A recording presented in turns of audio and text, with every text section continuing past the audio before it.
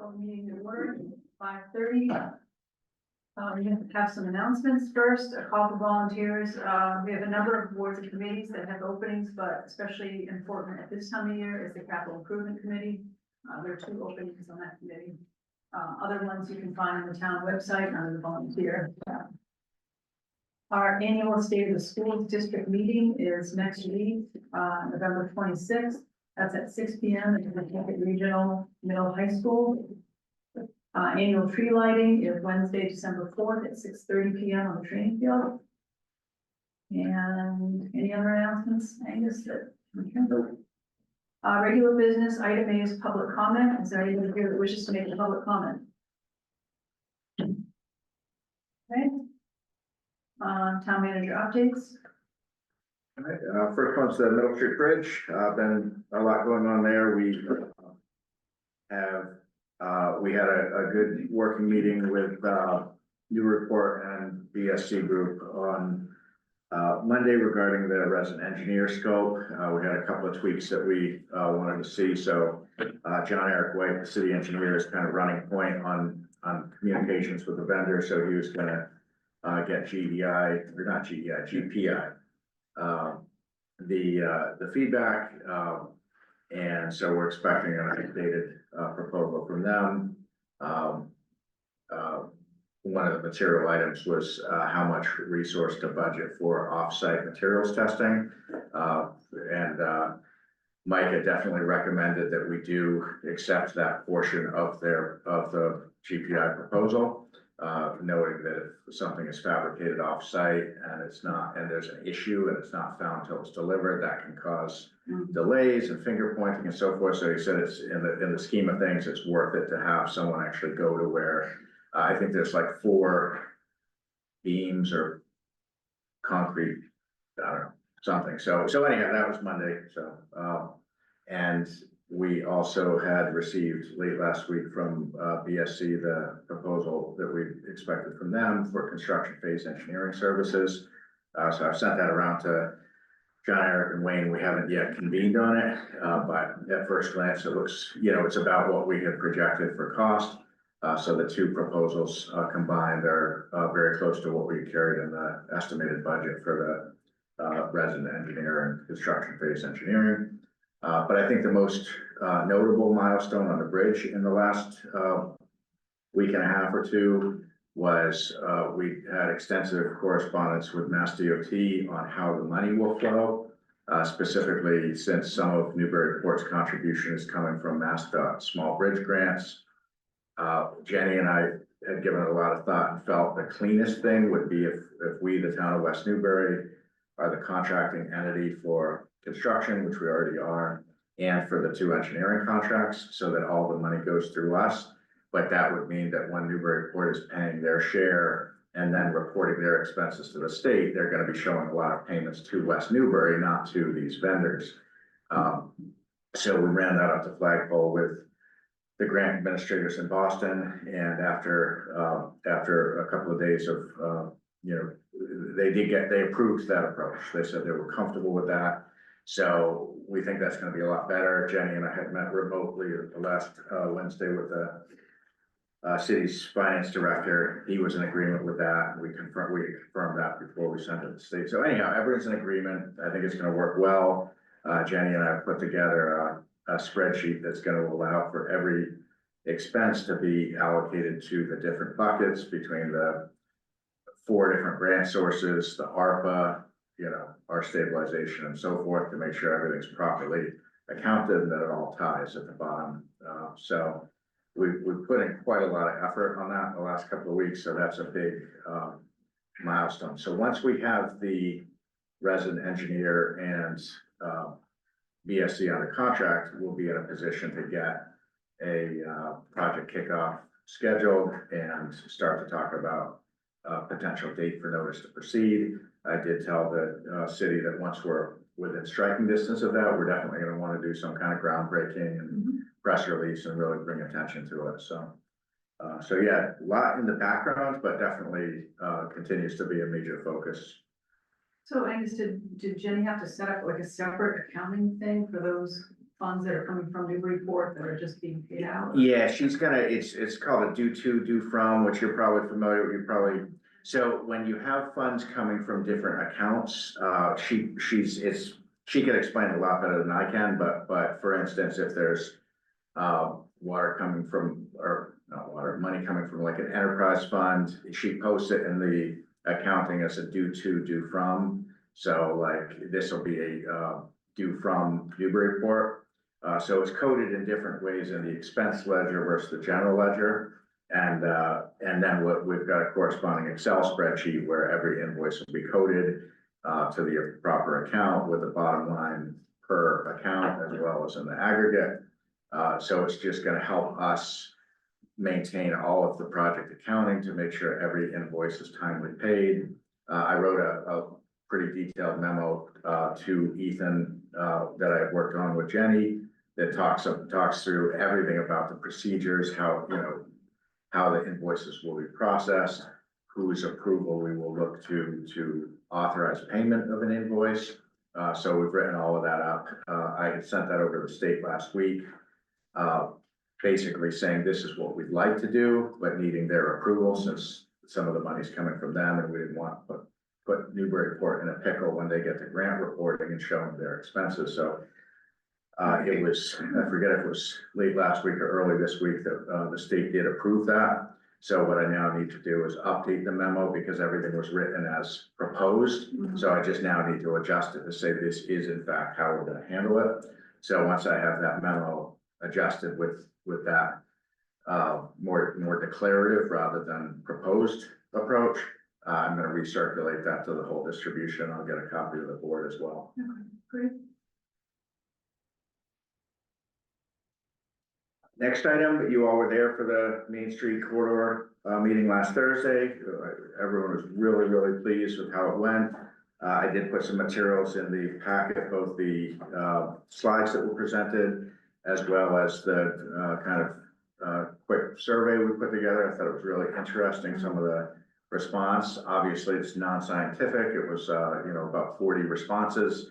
So by no means, representative sample, but I thought it was, nice to get some direction on what really our core questions were in terms of relative priority of the different types of improvements that we've talked about, as well as kind of within the corridor, which focus areas the most residents would like to see the board prioritize with this effort. So that probably warrants a more substantive discussion at a future meeting, but where it was just last week, I just wanted to provide kind of a quick update that we did feel the meeting went very well and it accomplished what we had hoped to get out of it. And which one of the things was we wanted residents, especially those living along the corridor, to know that this is going on if they didn't already. And I think the mailing that we sent about 300 letters inviting people to this, accomplish that objective. So working with Christine and Max to do like a web post to kind of draw more, we have some nice photos and just to make people who weren't there aware of what went on and what was discussed. It's fortunate that the majority that thinks the page school is the #1 priority. Yeah, it was validated.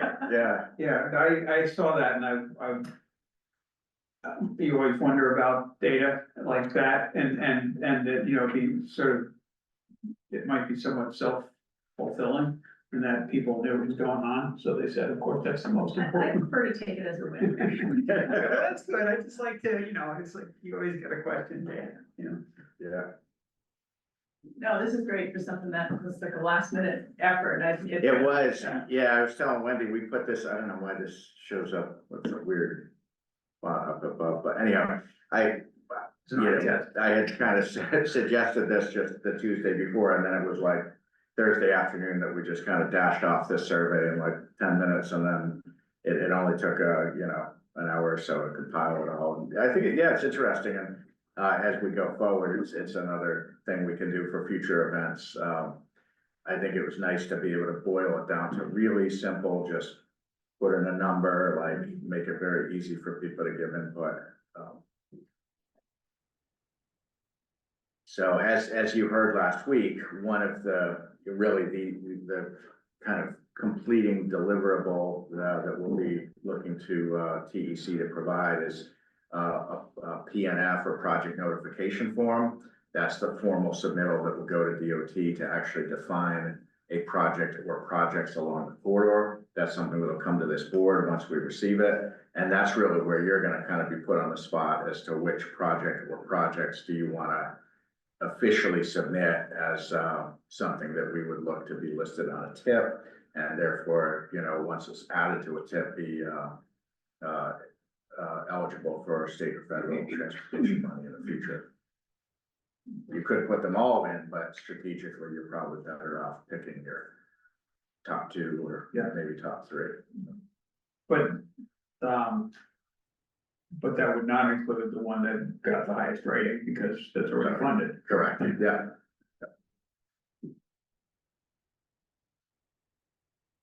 Next item, capital planning process really well underway. Still a ton of work ahead, but we're, I think, definitely ahead of where we've been in prior cycles, both with staff and other contributors, commissions, and Pentucket and so forth. But also with the committee, capital improvements committee already having met a couple of times, or actually, I guess just once, and they have another meeting scheduled for the second. So that's going well. One thing that's related to that, obviously Page School is a big part of the capital program, and when I've sent it out, I've been clear that we hadn't integrated everything from the GNAP study into the capital, and we had a meeting for most of Monday morning. It was for about 3 hours. Myself, Kristen Wallace, Sam, Jonathan Seymour, Rick, three staff from GNAP, and we went through every single item on their 12-page list of projects or improvements, all of the Band-Aid items, all of the 1 to 5, year 6 to 10, went through every single one of them. It was which was exactly the purpose of the meeting. We wanted to make sure to translate kind of their architect speak to make sure we all really understood what they're talking about. So I think that was a very, very constructive meeting. There's definitely, many hours of work to now fully reconcile that with our capital program. But I think it was a really, good step forward, and they definitely are on track with the overall project timeline of getting their report done by the end of the calendar year. That will, once we receive it, that'll be brought to this board. And at some point in January, you'll be asked to basically vote to accept it as a complete report, which would then be the jumping off point to advertise a major public meeting or workshop. The question did come up on Monday as to when we have to have this big public meeting that we've talked about mailings to every household in town. Will that be to edit the report? And the answer is no. By that point, the board will have accepted it as complete. And that'll be the foundation for that. There'll be a lot of dialogue, there'll be a lot of future work, but in terms of that report, we don't want it to be a moving target, so. So what I was going to say is that it's probably worth pointing out that, or at least the way I interpret it, is that updating the capital program will only involve the Band-Aid items, because the other items will have to be funded otherwise. But there's 5 years worth of Band-Aid items. Right, yeah, and the other items also are going to rely on what decision is made as to whether you intend for this to be the long-term plan or really are just looking to get through until there's something else. So, yeah, the Band-Aid items are the things that need to be done regardless. So we accept the report, but then there's still the decision to be made of what the capital wants. Correct. Yeah, the report is after the hearing at some point. Yeah, and it's hard to say where and when that decision is made. It's not like it's put to a referendum. Right. It's more of and I think we'll have a good sense between that meeting, which I at this point expect is more likely to be mid-February than late January, just realistically. So I think between that meeting and the subsequent months, possibly the subsequent year, I think hopefully we'll all just start to have a sense of, is there if not a consensus position, at least a kind of a clear majority, direction, not just on this board, but in the community at large as to what direction we want to go. And that could take months, it could take a year or more.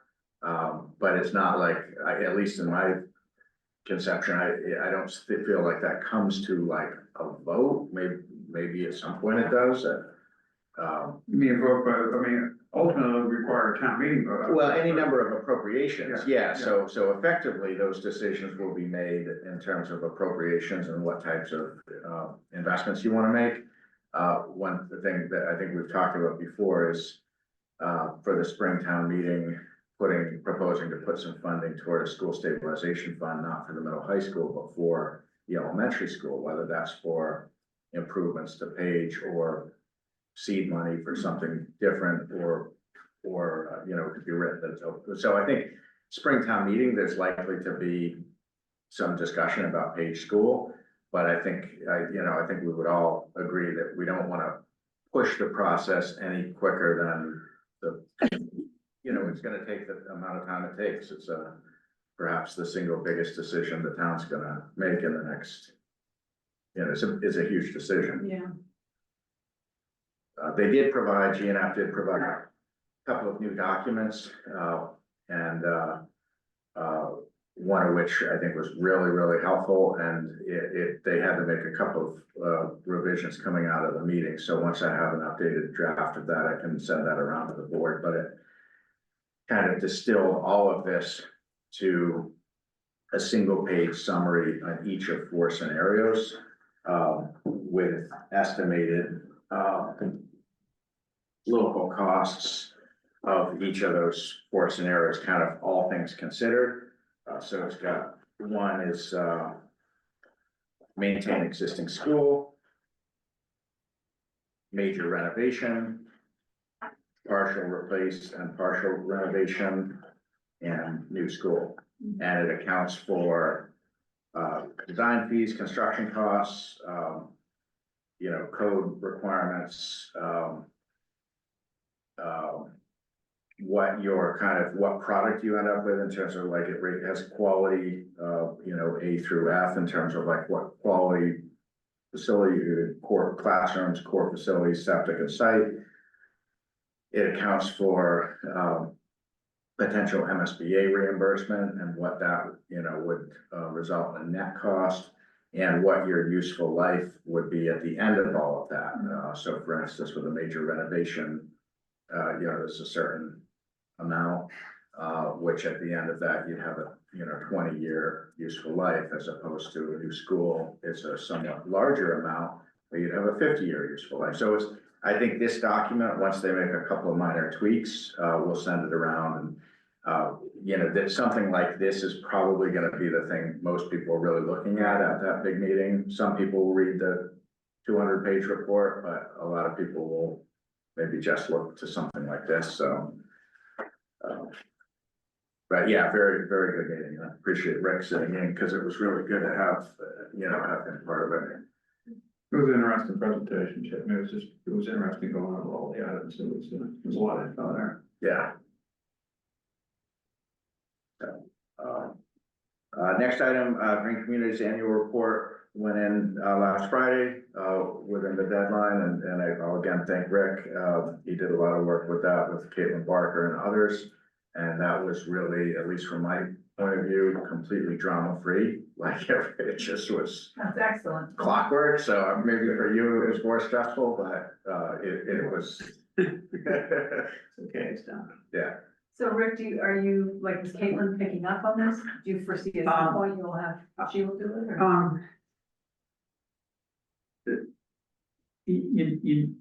There's some background required, and it, quite honestly, it doesn't exist in town staff at this point. Okay. But Caitlin is incredibly helpful. Yeah. And she understands what information is needed and knows how to, she does in 5 minutes what would take me 2 days to do in terms of pulling stuff together. So, that's really good. Yeah. Thanks for your efforts on that. So beyond that, in terms of just other updates, I put some materials in the packet. If you have questions on any of that kind of color shading, I'm happy to give updates, but I don't want to go on any longer. I know we have a lot of business ahead of us. And we could also circle back later on the agenda if you wanted to drill down on any of those topics, where there's been progress or not in the last, since the last meeting.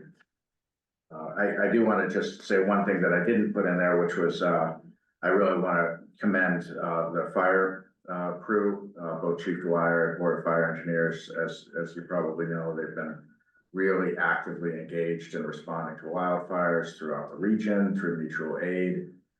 They've been working in 7 or 8 different communities, so that's, they really are doing a lot of great work. And I did suggest to him if he could put together like a little summary that we can send out on the web and bring more public attention to the great work they're doing. That'd be great.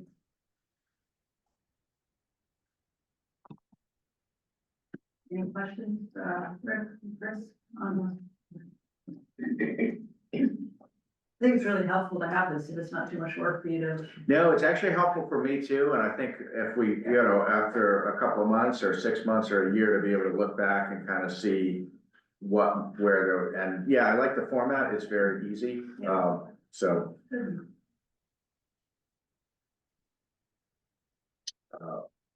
I guess, I'm sorry, droning on here, but, I did go out on site, earlier today with Butch on short notice. If you've been down River Road, you may have noticed they've been shoring up the, coastline in one area. And dropping a lot of heavy stones, like 8 to 10 tons of stones to shore up areas where there's, look to be erosion and concern about undermining of the road. So he had gone out there with Clay. Clay agreed it was an emergency situation and that he could go. He was authorized to go ahead and do the work and to file after the fact as an emergency notice to Concom. So I went out just to snap a couple of pictures. I think I sent around an email earlier today with some of the photos. So it's continues to be a front burner issue for staff, and again, commend Public Works for getting right on that. And Butch is just doing a fantastic job leading that the highway division. So it's just in that one particular spot? Yeah. Okay. No, actually, maybe interesting to talk with Butch. I'm curious how they actually tried to tuck stone into where it's undermined, or how they actually dealt with that. I asked that exact question, and basically with the bucket loader, they kind of reach down and push it in. Yeah, so they do try to compact it, Yeah. to the extent they can from that leverage point.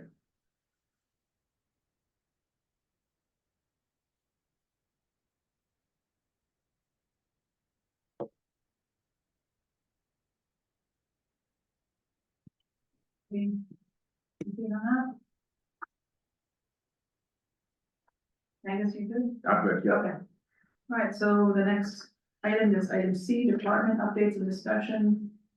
Under A, the Sage Center is putting together go bags, kickoff meeting on, is it the luncheon that is the kickoff? No, they had a luncheon on Monday, just a couple of days ago, where they gave them out. Okay. Yeah. Okay. So this was a grant that they received, right? Yep. Put these together. Yeah, and I believe anyone above 6. is eligible, so even if they weren't there on Monday, you just stop by and get one. They're really neat. Great. So it covered the entire select board. And participants. Right.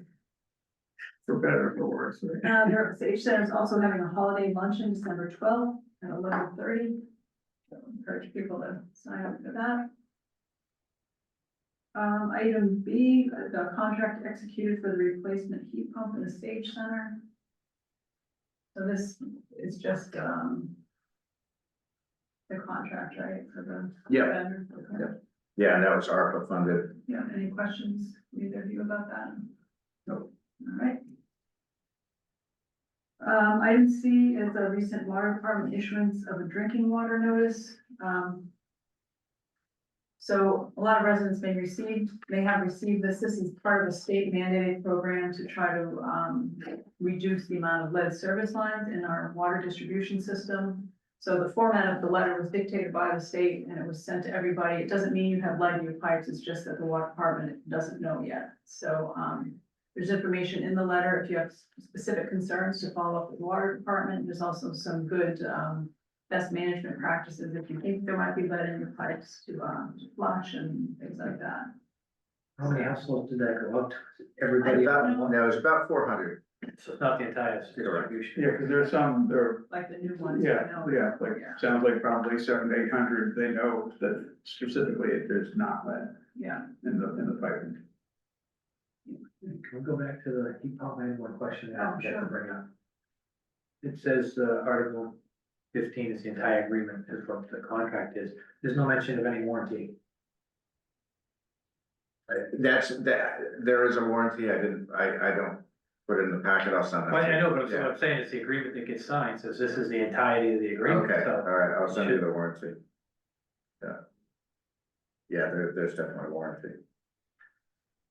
getting gun shy, yeah, other ones. No, I understand, it's just, yeah, the packets are so lengthy, I have to sometimes. I would think in the body of the contract, it said warranty per attached schedule, you know, B or whatever. Yeah. Somebody could sit there and say that is the entire contract, as it states, you don't have a warranty. so, on the lead service lines, feel free to reach out to the water department and they will come to your home and do an inspection. It's pretty easy to tell if it's a lead pipe or not, whether it's magnetic and if you scratch it, if it's soft and, right underneath. Item D, town clerk report from October special town meeting. Any questions on that? Anything you want to say, Jim? Done. Okay, Great, then.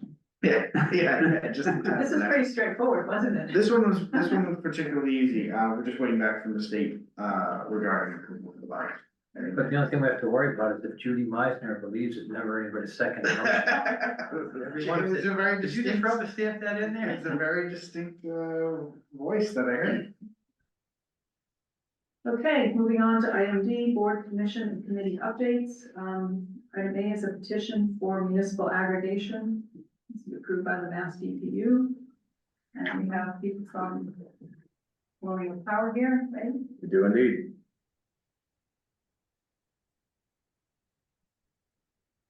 So, Mark, or Denise, do you wanna? Good evening, Mark Capadona, Colonial Power. Hi, Denise Allard, also from Colonial Power. So we have some good news. The town has received an approval for their aggregation plan. We have had a quick meeting with the town and select board, and a couple of members about moving forward. And I'll let Denise run through quickly, just kind of timeline about where we've been and then kind of what we hope to do. And then we can take any questions anyone might have. So Denise, I'll hand it to you at this point. Sure. So what the order enables the town to do is get usage data from National Grid, put together an RFP to be issued to suppliers who bid on aggregations in Massachusetts. And typically what we do is we first get back some indicative pricing, which is informational only, just so we can take a look at where the market is for various terms, 6 months all the way out to 36 months in 6-month intervals. So 6, 12, 18, 24, 30, and 36. And then we can also look at some products, right? Products that meet the minimum requirement for renewable energy content in Massachusetts, as well as some additional renewable energy content, 5, 10, 25% more, and what that would cost on the per kilowatt charge for the electricity. And then after indicative pricing, we would talk about going to executable pricing and launching the program. What we talked about last week when the group met was National Grid rates are only currently good through January 31st. They're going to change on Feb 1. We don't know what those rates are going to be yet. They go out to bid for that on December 11th rather. And we should know those, they should file those proposed rates with DPU within a week. So we should know what those are around the middle of December, the 18th or so. But what we were looking to do is we talked about going out, getting some indicative pricing, getting that back and starting the conversation. Then when we get the national grid rate, we'll have a full picture of what the price to compare is versus what the pricing is for the town's loads for the various products. And we were kind of the soonest the town could likely launch is with an April 2025 meter read. And what that would look like is National Grid's pricing comes in the middle of December. The town would need to review and sign something with a winning supplier by the end of January. So that's about a 6-week turnaround there.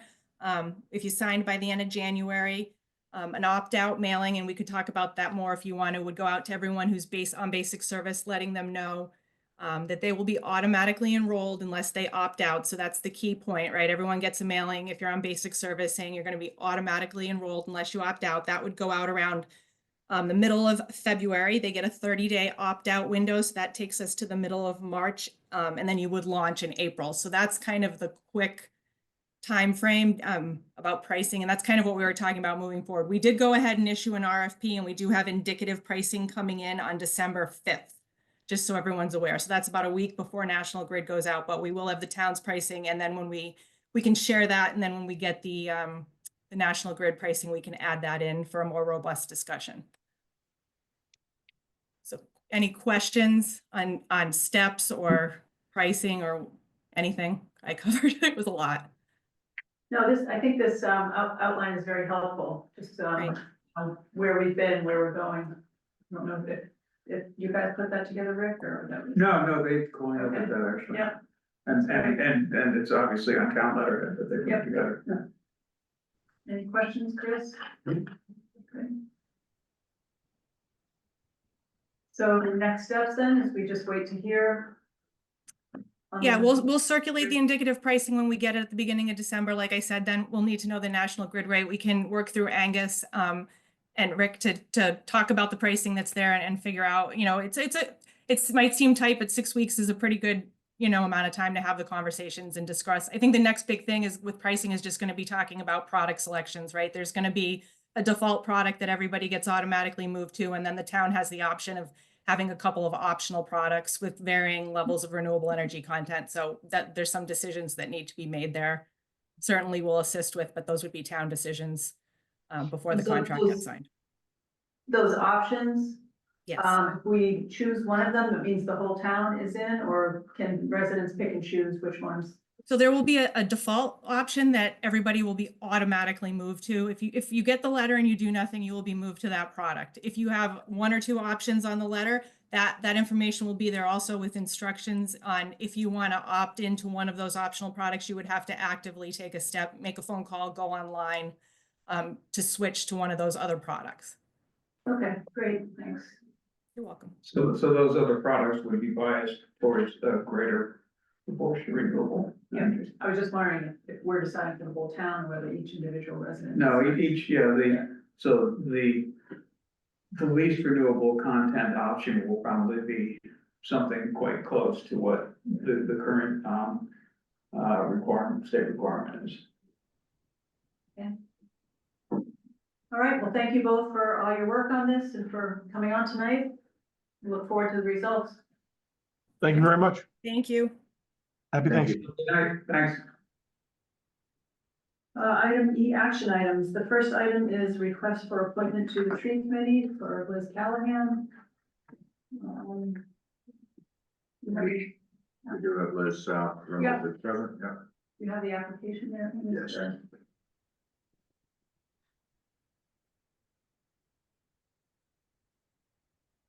Liz, would you like to speak on your behalf? Just to say, thank you for entertaining this request. As you know, I'm on the Climate Change Resiliency Committee, and I'm interested in the tree committee because I see a good amount of overlap in terms of mitigating climate change impacts, and I also just have an interest in learning more about trees. I have a general environmental background, but have an interest in trees, but have a lot to learn. So those are Great. my reasons. That's good. Any questions from either of you? Yeah, what's the duration of the term? These are one-year terms, right, Jim? Believe so, yes. I'm assuming there's associate positions, they're all just full. Yeah, seven full positions, and the term is until 2025. Eh, Can you clarify that? We have a vacancy, so I'm not sure why it would be a one-year term, because usually it's 3 years. I don't, I'm not sure Liz is replacing anybody. But Yeah, so- maybe I'm wrong. So currently, there's 3 positions that will be up in 2025, one of them is vacant. Did you hear that, Fred? Yeah, but, well, I'm a little confused as to why they're so limited, because if you recall, we had 5 positions and then there were 2 associates, but about a year ago, the board was kind enough to make all 7 positions full members, if you will. And so we had 1 vacancy that was never filled, which was the 2nd associate position that then became a full member position. And so it being unfilled, I'm not sure why that would be, why Liz would not be eligible to do a 3-year stint. So the two vacancies currently, one is until 2025, the other is till 2026. With 2 members already serving till 2027. And then 2 members will be serving till 2026, so you could do it till 2026, that's the other. Okay, so there is a position open until 2026. Yeah. So it seems to me it would make sense to Yeah. do that position, wouldn't it? Yeah. Make a motion. Yeah, I actually, when after we vote, I have something, I just want to mention something related to this vote.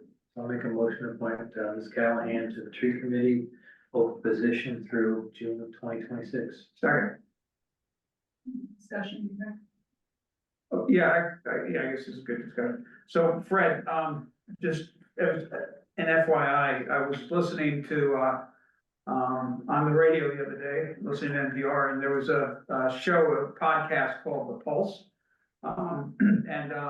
They had interesting discussion about ash trees, actually, which if you haven't listened to it, might be, or maybe you're already aware of it, but some fairly positive information regarding ash trees and long-term, potential long-term survival.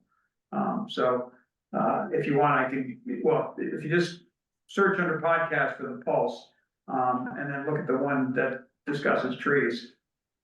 There are 3 different sections, and the middle one talks about ash trees.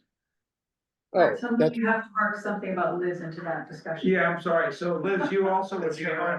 Sorry. Sorry, isn't Liz, it- I didn't mean to steal. Not a problem. isn't it a requirement for her entry onto the committee that you watch the podcast and report to the, all by That's right. 6 tonight? That's right, and the part about the sequoia trees probably isn't relevant for us, but. All right, All right, all okay. in favor? Aye. Aye. Thank you, Liz. We appreciate your, Thank you. your service. Yeah, thanks, Liz. Thank you. Thanks very much, guys. Bye-bye. All right, item B, petition to install a new utility pole at 137 Indian Hill Street. With Sean Butler here from National Grid.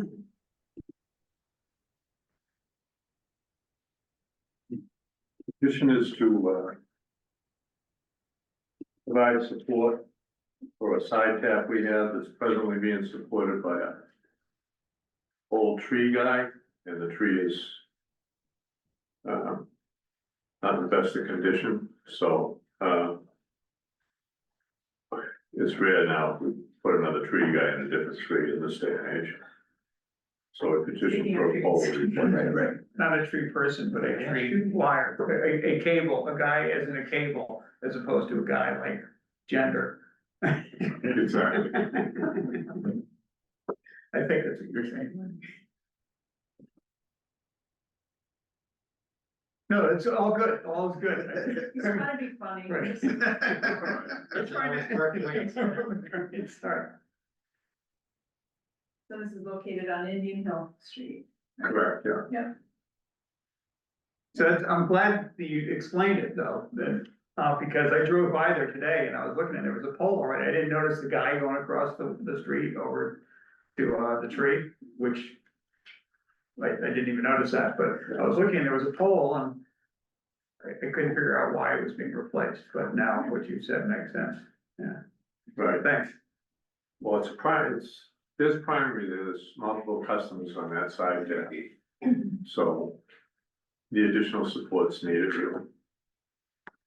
Okay, any questions? No. The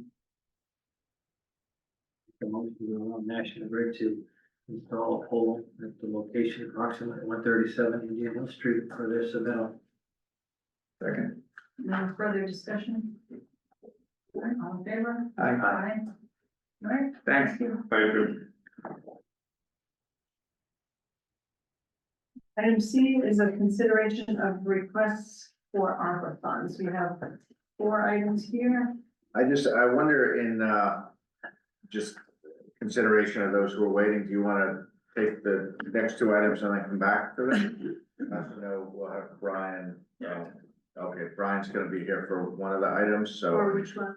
for the, Keyless entry. keyless entry. For the item, the second item, Okay. so, but I know, you know, Garden Club's been here for a while, and, I know. Okay.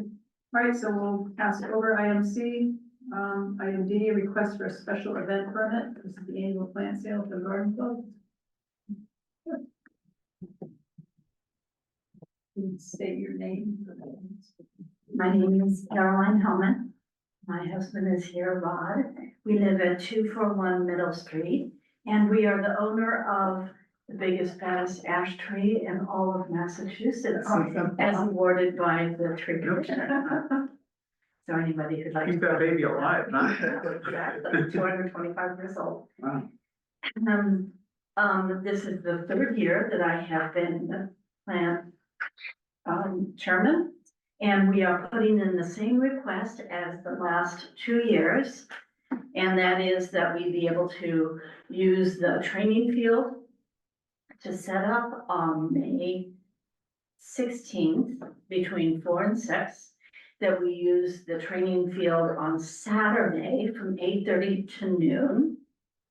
And that we use the town hall for bathroom purposes for ourselves and for people who come to the sale. And that we be able to put up 2 signs, one in the entrance of the town along the river, and then one right at the training field. And that we also have a food bake sale. And that we get the police department to come and make sure that people are able to cross the street safely, because we actually had 2 very close incidents last year. While we were setting up on Friday. So those are our requests. And we are almost 80 years old coming up, and this plant sale matters to the club in that we give scholarships, and we are committed to managing 8 community gardens, as well as the fire and police, and then, of course, incidental things like wreaths all over town, Anna Jake's Hospital, work with the Sage Center, so does lots of good community work. So, do we need a facilities use permit as well to use the town hall? We do that, but that didn't go to the board. Okay. Yeah, and they did, So that's they all did we- submit that. Okay, great. Yeah, but I left it out of the packet because it's not something that's before you. So, one question I had, has there ever been, is there conflict with library parking if it's Saturday morning? How is that handled? We have signs up, and there's usually conflict, so we just have someone standing there saying, unless you're using the library, please don't use it. So yeah, it's an issue, for sure. And we also changed the direction to make sure that people came in turned right to pick up plants and then came out the training field the other side because we had had the police intervene the year before because it got clogged two-way. So we've just made it one-way. Okay. And the sign down, is that in Ferry Lane Park? It is. And so is that a park and rec Yeah, question, that's all? And that's also been submitted at the same time. yeah, so that one, they'll need to act on that separately. Okay. For the ferry park, yeah. Yeah, the meeting's in sometime December. December 12th. Does the garden club maintain there's, I know down at Ferry Park, there are some, I don't recall what type of flower there is. Peony. Peonies, that's it. Yes, yeah. So, yeah, they're maintained by the garden club, right? That's Yeah, correct. yeah. Yeah, there's 8 in town. There's some discussion that some of the members actually take care of the fire and police department garden, but at the moment, we don't have the money to incorporate it, so it's just being managed by a handful of gardeners. So it's our hope to incorporate that, so that'll make 9 gardens. Any questions? Chris? No, No? Any motion? I make a motion to approve the special event application by the West Newbury Garden Club, for Saturday, May 16th. Putting a signage. Yeah, including putting signage up at the, at Ferry Park and, at the, location event by the training field. We don't have anything to say about the very part of the do this class next. Well, but it's a sign, and then we have a sign policy. Right. We need a separate, I assume this satisfies our approval of the. Yeah. Second motion. I just want to state here that this use of the sign is grandfathered on the training field. This is not something that we allow any other group to do. I remember that from last year. Yeah. All right, all in favor? Aye. Aye. Thank you, good luck.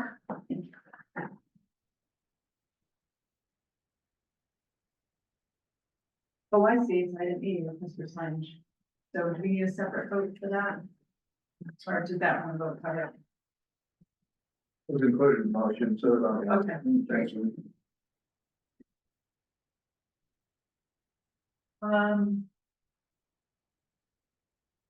Let's move ahead to item F, David Rivers on, and then we'll go back to ARPA. You're just waiting for Brian, isn't it? Actually, he just walked in. Is there anybody else? I saw you. Nope, Tom, sorry. yeah, that's fine with me. All right. Hello, David, how are you? Hi, everybody. Dave Rimmer from the Greenbelt. Glad to be here tonight. I think this is pretty straightforward. We've done this a bunch of times before in the town of West Newbury and other towns, but in West Newbury, we often have to do a little bit of work within the town right away for whatever street our property has frontage on. Examples would be River Road, where we put in a parking area and a trailhead, portions of which are on town land, South Street to our South Street woodlots, Indian Hill Street for the Indian Hill Reservation. So we're here again for a project we have on Coffin Street, which involves installing a small boardwalk on town land as part of a trailhead. So yeah, that's a photo of the of the street edge and the a small swale that is a wetland. So we have a notice of intent before the Conservation Commission right now. We had a hearing this week. We have a site visit next Tuesday to look at the area, and we hope to, get permits in place to work on this project. So part of the process is to come to the town and ask for permission to do some work within the town right away for Coffin Street. So happy to answer any questions about this or provide any additional information if needed. Okay, great. Yeah, I have a question, this is from a bike rider's perspective. So in the, November 12th, letter to the town manager, it says a 15-foot long, 24-inch wide. And then there's a note that the state DP has, required more elevation. And I'm assuming because it's going to a bank that has a slope that there's a length increase, so what does the length end up being, Dave? Or is that reflective of the DEP's, increased height? Rick, I can't give you a definitive answer on that. Some of that we're gonna look at with the commission on Tuesday's site visit. Yeah. We obviously can't really increase the length on the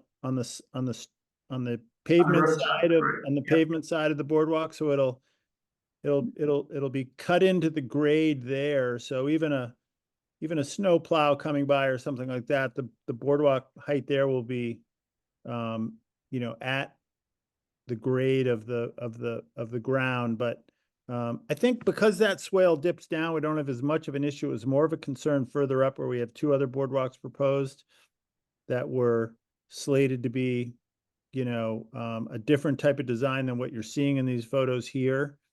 More, if you're familiar with River Road, we have some boardwalks there that are, closer to the grade than, so you might be asking yourself the same question, why could you do those certain boardwalks at River Road and not here at Coffin Street at this property? And a lot of that is whoever desk it lands on at DEP and they review it, they sometimes have different interpretations of requirements for boardwalks on trails. So the reviewer we got this time has a little bit of a stricter view of the requirements. So yeah, we have to elevate particularly the two other boardwalks that are further up into, but I think we're going to build them. So I'm pretty sure you'll be able to bike over them. Okay, sure, thanks, thanks. Chris, any questions? No. Motion? One of you? Yeah, move to, approve Greenbelt's, request to put the boardwalk in, pursuant to whatever requirement there is, or conditions are from, the Conservation Commission. Second. Any further discussion? All in favor? Aye. All right, thank you. Thanks, Dave. Great, everybody. Have a good night. Sure. Thank you. All right, so should we go back to ARPA or go to IMG with Christine? Let's go back to ARPA. Okay. So the first consideration for ARPA funds is the PFAS-free firefighting gear. And this is a follow-up to last meeting where we asked Chief Dwyer to provide an estimate for PFAS-free gear. Yeah. Yeah, we wanted a single clean quote that tied exactly to what the request is. So that's what we got. Before we dig too deep into all the requests, can we clarify what the unallocated amount is left in ARPA? Definitely, yeah, I'll start with that. So the workbook here on the screen, it was updated from what I had put into the packet. So I can walk through this, at least the kind of key points. So part of what's being requested tonight is on the Page School sills. The board is going to be requested to refund $306 to put that back into unallocated. And for the HVAC for the Sage Center, the board is going to be asked tonight to refund $9,421 back into unallocated. So right now, not accounting for those two adjustments, the remaining unallocated balance is $35,623.80. Then with the request in front of you tonight, there's the firefighting gear, the access control and ADA accessible doors, which Brian will speak to. These, the two refunds or reallocation of the paid sills and the Sage Center. I'm requesting an additional $691.39 for just to close out the contract with BSC for the support with procurement and permit extensions and so forth. I have shaded in yellow this kind of big variable on the bridge, but I sent around a supplement where you may want to push that in the other direction, and we have a number for you as, when we get to that item. That I, met with Jenny, and she's, recommended that we put money back in. So leaving aside the Middle Street Bridge, if, 35,000 unallocated, request before you that net to 20,300, that would leave about 15,300 roughly. But when we get to the Middle Street Bridge, the most conservative thing to do, which would be to basically give back any ARPA funds above the current contracted costs. And actually with the two engineering, they're not under contract yet, so it's not like down to the penny, but if you take both of those proposals based on what's in front of us, you could give back on the Middle Street Bridge from the 425 that was approved, you could give back $165,730. That would mean any change orders on the bridge would hit your stabilization allocation, not ARPA. But that would be the most conservative thing to do. So that would add, that amount I just said of about 15,000, that would bring it up to about 180, which brings up, a question of what to do with that. So I have a couple of thoughts on that I don't know if you want to do that now or do that in a couple of minutes, but. Can we just go ahead and consider these and then come back to that? Or, Yeah, no, I just wanted to get a sense of the overall numbers we're playing with. is all. yeah, Yeah, let's proceed. it seems like it makes sense to take care of these, and then we have a more known, more firm number. Okay. So on the firefighting gear, the new total is 19,370. All right, yeah. 71. Yeah, I put in the decimals just because, partly the way Jenny and I are looking at this, we don't want to give money back to the feds just philosophically, but secondly, if it ends up being like 38 cents, like we don't want to cut a check and do whatever, like we really want to get it to where we're Right. sweeping. Okay, got it. So, yeah, okay, so 370, and we can come up with 79 cents. Right. Yeah. All right, any questions on the revised number or proposal? Yeah, how does that compare with what we saw last week? I mean, I don't recall. By last week, do you mean what was in the Last packet? previous meeting, that's when they came. So the biggest difference, the biggest differences are, we've cleared up the amounts that are now under contract, and therefore the amounts, the difference between what was appropriated and what's under contract, if there's money that can be given back, we've firmed that up.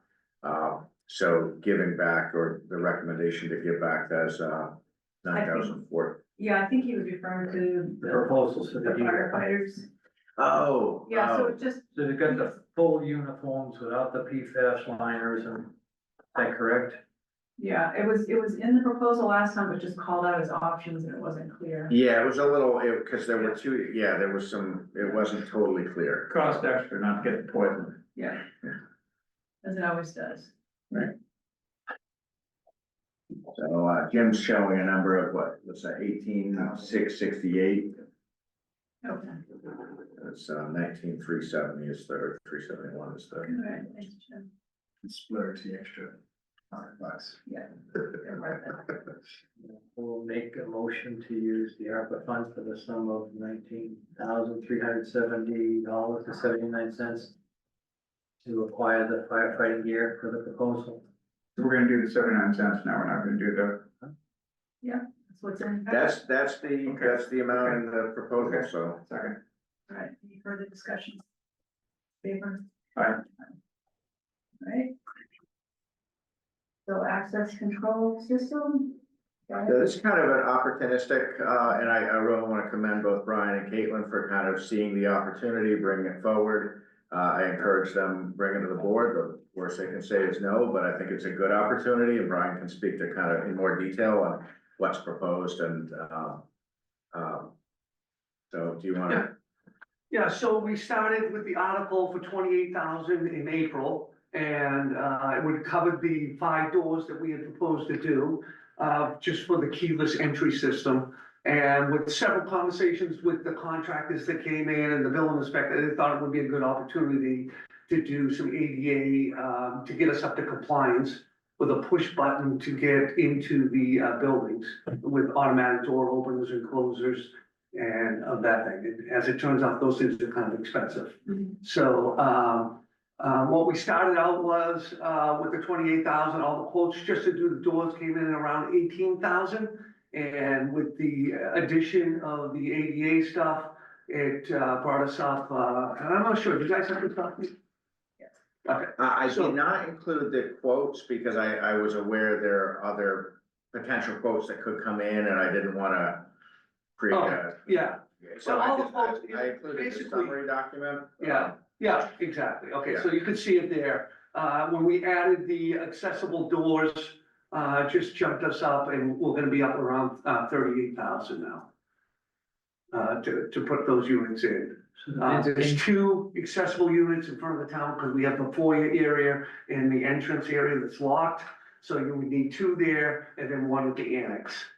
And then, so the other doors in this building, you know, so there's the door down here, Yeah, that was not- there's the back stairway and the council on aging, they'll all have keyless entry then? They will have keyless entry, but not. But not the ADA, yeah, okay. So, yeah, so you'd have the ADA that would come in the main entrance, I think that's B2, and then over at the annex, which I thought was the two main areas that, that need access. Yeah, great.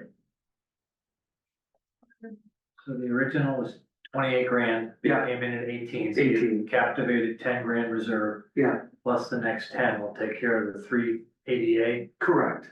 So, yeah, Basically the 20 ARPA, grand total for the ADAs. yeah, the ARPA funding, along with the stuff that we had, some of the money that we had left over in the original quote, will handle all the ADA, compliance stuff. There are efficiencies to be had getting all this done at the same time. I'm sorry? Are there efficiencies being had by doing this all now? Yes, yeah, because all the cabling and of that nature is the best way to go. Okay, so the request is for 10,000. For 10,000, yeah. Yes, I move we, authorize usage of $10,007 of ARPA funds for the 3 ADA accessible doors as just discussed. They're looking for 10,000, 10,007, just to be. No, I said 10,007. I rounded their Oh, that's request, 10,000. yeah, their request at 10,000, I changed it to 10,007 because that's the quoted amount, and so. Okay. I mean, if you did 10,000, we'll find the $7 in the operating budget. A second. Further discussion?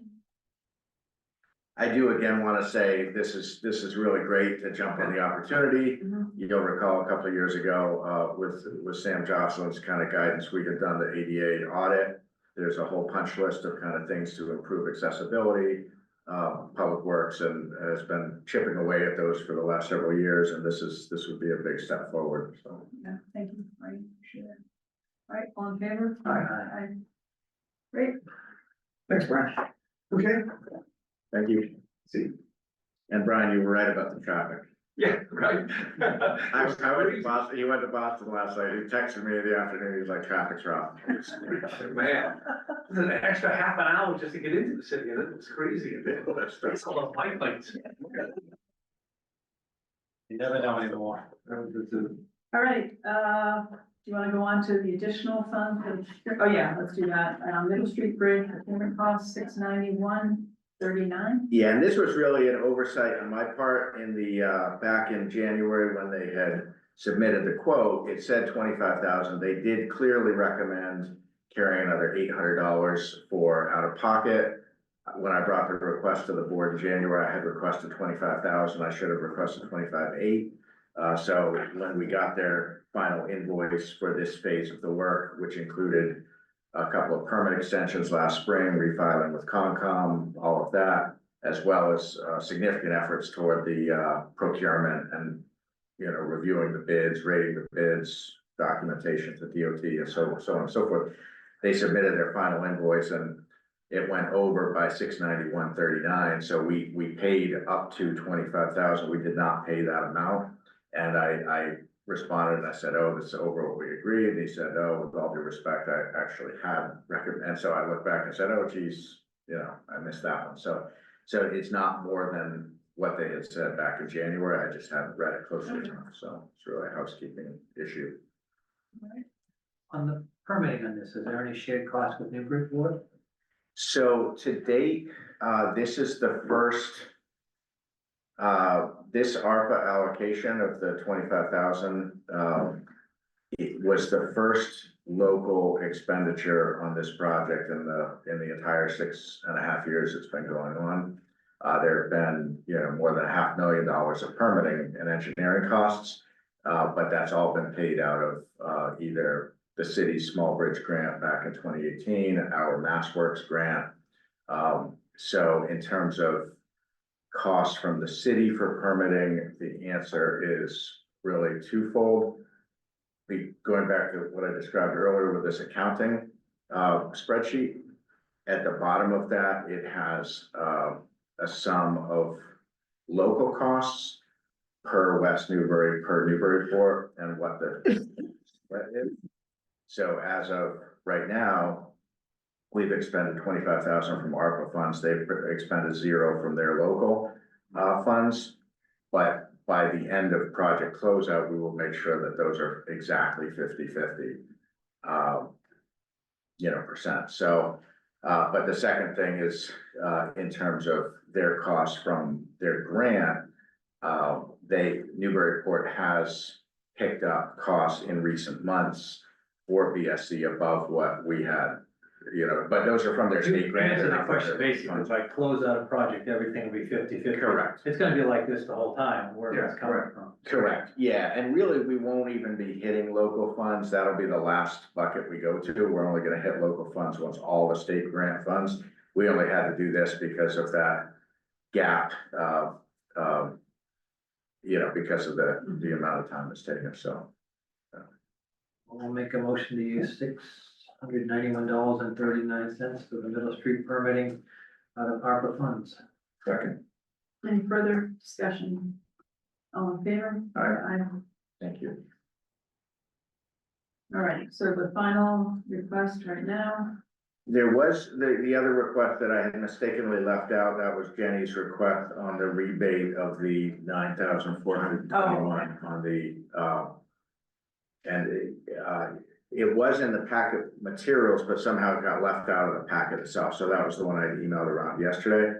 But that's this HVAC Sage Center to reallocate $9,421 from ARPA 08 to ARPA undesignated. so that essentially covers the access. Oh, And also, Ryan didn't give a sell job, I'm thinking, you just saved $9,000, we'll let it decide. and also, actually, Jim's right, the $306 on the page still is also, we have the same request on that. Okay. That one did, I think, make the packet. That is pretty interesting, the HVAC money back, it's pretty close to the access control and ADA accessible doors. Good balance. Any questions on either of those? One motion or two, Two. how do you phrase it, accept it back to the ARPA undesignated? To reallocate the approved funds to the ARPA undesignated balance. Make a motion to take $306 from the page school sales back to the ARPA undesignated account. Sorry. All in favor? Aye. Make a motion to allocate $9,421 from the replacement of the HVAC unit at the Sage Center back to the ARPA fund, ARPA undesignated. Second. All in favor? Aye. Easy. We're gonna miss ARPA. Yeah, We really are. But again, I think the town as a whole has made incredibly good value out of the funds. Yeah, sure. Do you want to talk about the remaining, the unexpended and the Middle Street Bridge construction costs, or? Yeah, let me talk a little bit about it, and then, you know, I don't know with all the information that's come at you in short time, just in the last 2 days on this, I don't know if you wanna vote it tonight, you don't need to. We have a couple more meetings, yeah. So a couple of thoughts. So the exact amount again is $165,730. is the amount that Jenny recommends you could reduce the 425 by that amount. And that would fully cover everything that is both under contract for construction and based on the two engineering proposals. And what that would mean is any overages would hit the stabilization funding.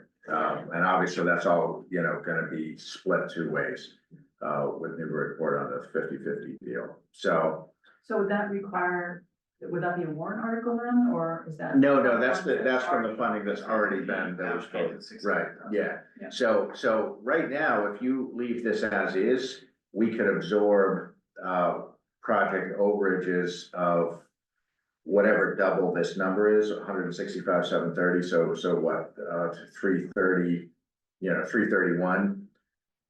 We could have project overages in the aggregate of 331,000 and change that would be fully payable from ARPA, and we would never even touch that 600,000.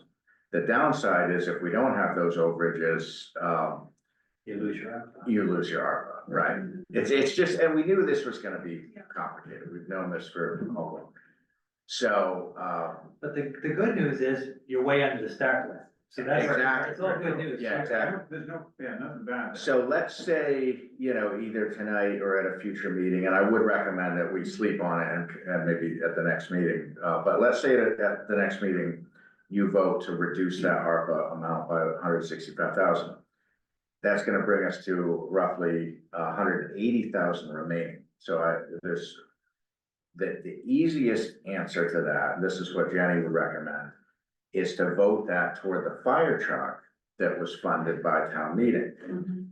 That's already under contract. I asked her, is that an issue if the board votes it after it's already under contract? She does not think it's gonna be an issue. She can check that. Okay. But that's under contract. We're gonna get that fire truck, and that's gonna put all of that money right back as a turn back into stabilization. So that would be very easy. It'd be a single large project, and it would be a direct savings to the town. I do have one other idea that I'd like to, you know, assuming it doesn't close out tonight, I'd like to at least float. And this is something that, it's a little bit out of left field, but it's not really. A few years ago, the fire department, or the fire, board of fire engineers or Dwyer had gotten a proposal from a company that does an independent outside assessment of your fire structure. They look at your facilities, your vehicles, your staffing, and do an independent assessment of what your needs are versus what you have, to see if there's things that you need that you don't have, or really what I'm worried about is things that you have that you may not need. Vehicles, substations, those kinds of things. I think you know, we've been putting a huge amount of hours on the capital program in the last couple of months, and obviously fire is a big piece of that. And there's questions that come up every cycle on the ladder truck, and do we need it? And the Garden Street Station, do we need it? And I think that this community would benefit greatly from an independent assessment of that. So I talked to Dwyer today because he had gotten this kind of like, actually it was Cooper who had gotten it. And he brought it was like 2019 or 2020, and Dwyer and I at the time talked about it a bit. We both agreed it wasn't the right time. We said, we'll revisit this in the future. So I met with him today. I said, I think we ought to put that back on the table. My initial thought was we should put together a warrant article for the spring, and we absolutely could do that, and that'd be totally fine. And that might be the best decision. But I did say, you know, we do have this ARPA money, so if this was something we wanted to jump on, I did tell him if we wanted to do it, we would want to get multiple quotes. He's aware of multiple qualified vendors. It's a pretty routine scope. It's something that these vendors go and do for all. He said he's got Dwyer's got a good relationship with the fire chief in Princeton, Mass, and that they recently had this kind of assessment, and they've probably got, you know, a scope all written. So I told Dwyer I would float the balloon tonight, see what you thought. If you think it's an interest, and I think we'll go forward anyway, because we have an eye toward the spring town meeting and a warrant article. But I think, you know, we could solicit quotes come in, you know, and potentially if you wanted to move, you know, save 5 months. If it's something you think we definitely want to do, then we could hustle, get three quotes in the next couple of weeks and come back at a December meeting with a contract, you know, a proposed contract that could be funded to ARPA and get that work started in January rather than in May. So that paid the study. Yeah, It was about 15,000, like 4 or 5 years ago, so I think we're talking 15 to 20,000 is my guess. And that could be under contract by the end of the year. Yeah, I think so, yeah. So you were kind of scared me thinking 165,000. Oh, no, No, it's not because of the money, Yeah, it's because of the time that would take of Oh. staff again. That's- yeah. We sort of said, let's not take on more projects. Yeah, it is a little out of left field, so, and I, there's no. So you but- did 15 there and 150 to the fire engine? Exactly, yeah. so I actually, before we assume 100, I have a thought too. I'd like us to reconsider the video documentation of Page School. I don't recall what that was called by. Matterport, yeah, 10 or 11,000. You know, having listened in, you know, sat in on a meeting the other day and just thought about it more. You know, there's certain things that you have to see to fully understand. And it's just not practical to take large groups of people through Page School and communicate to them what's currently there and what the status of things is that's currently there. There's some spaces where you really just can't possibly get into. I mean, you know, you have 3 or 4 people, you can do it, but you're not gonna do it with a group of 10 people, or certainly anything bigger than that. And I just think when it comes down to making a decision as to how we're gonna address the problems with Page, whether it's a major renovation, whether it's replacement. You know, I think, you know, bumbling along with it as is not a possibility. But, you know, it's gonna be one of the largest decisions this town, probably in the time that any of us live here, it'll be the largest decision that the town makes financially. You know, more information is better. I think. And Chris, you also had a potential other. Yeah, we had our retreat the other night. And at the time, I was anticipating with the total ARPA, that was about 20 or 30,000. And I requested to get a price to repair or restore the entry at Page. I don't know if we've gotten any order of magnitude on that, but I would think it would be in that range, and I would think that would have been a good, if we were just looking to get rid of 20 or 30 grand, so I'm not sure. What we just done is kind of flip this and said, basically, you got 165,000 that can turn back. You spend it now in advance, or do you turn it back and then try and spend it then? You know, it's a curious conversation. Also, if we have, Right, if you buy the money with the fire truck, that 165 gets turned back. Yeah, At some point, you can take that out of, what is that, or free cash? or stabilization, yeah, So you can take it out then at a later date, or you Right. can allocate it now. So right. It's a little juggling act. so what if we had brought up quotes again for that, for the Matterport and the study for our next meeting? Does that sound like reasonable? Sounds great. And then Sounds great, yeah. make Decisions. You basically just start reducing the turn back, in other words. Yeah, but I mean, if these are things we feel are important, I think it's viable to do it now. Well, again, with the entry, it's gonna have to get done at some point. I was thinking if you had the money, you don't have to go through the whole process, and it's simple. And again, when Rick brought up the Matterport, the last meeting, I think they wanted 10 grand and plus so much for every 6-month cycle. My comment at that point was, you go to a lot of these real estate sites, they actually have the same. You can walk through a house. So I don't know if there are other options to do it if we have to use this company. Seems like a lot of money for the product. Because you know, the realtors aren't paying 10 grand. Granted, it's a house versus a commercial building. It's also a house and not a 4-story with, Yeah, but there's still a certain amount of time and setup to do it. I can't believe it's $10,000 worth of. You know, they set up a camera, it spins, it runs the room, and inputs it into the computer and then build up the structure, so. Okay, well, let's look into those options and decide the next meeting. Does that sound good? Great. Right. I know Christine is on the line, but we have two residents who've been waiting for the hunting working group discussion. I'd like to skip ahead to that. All right, everybody, so we have Stuart. Stuart, is it Georgitis or Georgitis, Georgitis? it just looks bad. Okay. It used to be Georgesopoulos, so it's a lot easier. So, Stuart is that we had, designated one member of this working group to be a resident hunter, and we selected him based on his experience and his interest in the program. We also have Matt Schwam. Will you be the representative, or are you just representing the committee? I haven't had meetings since they came up, so I don't think I'll say yeah, but there's a good chance of it. But so you are committing somebody from Mill Pond Yes. to participate. Awesome.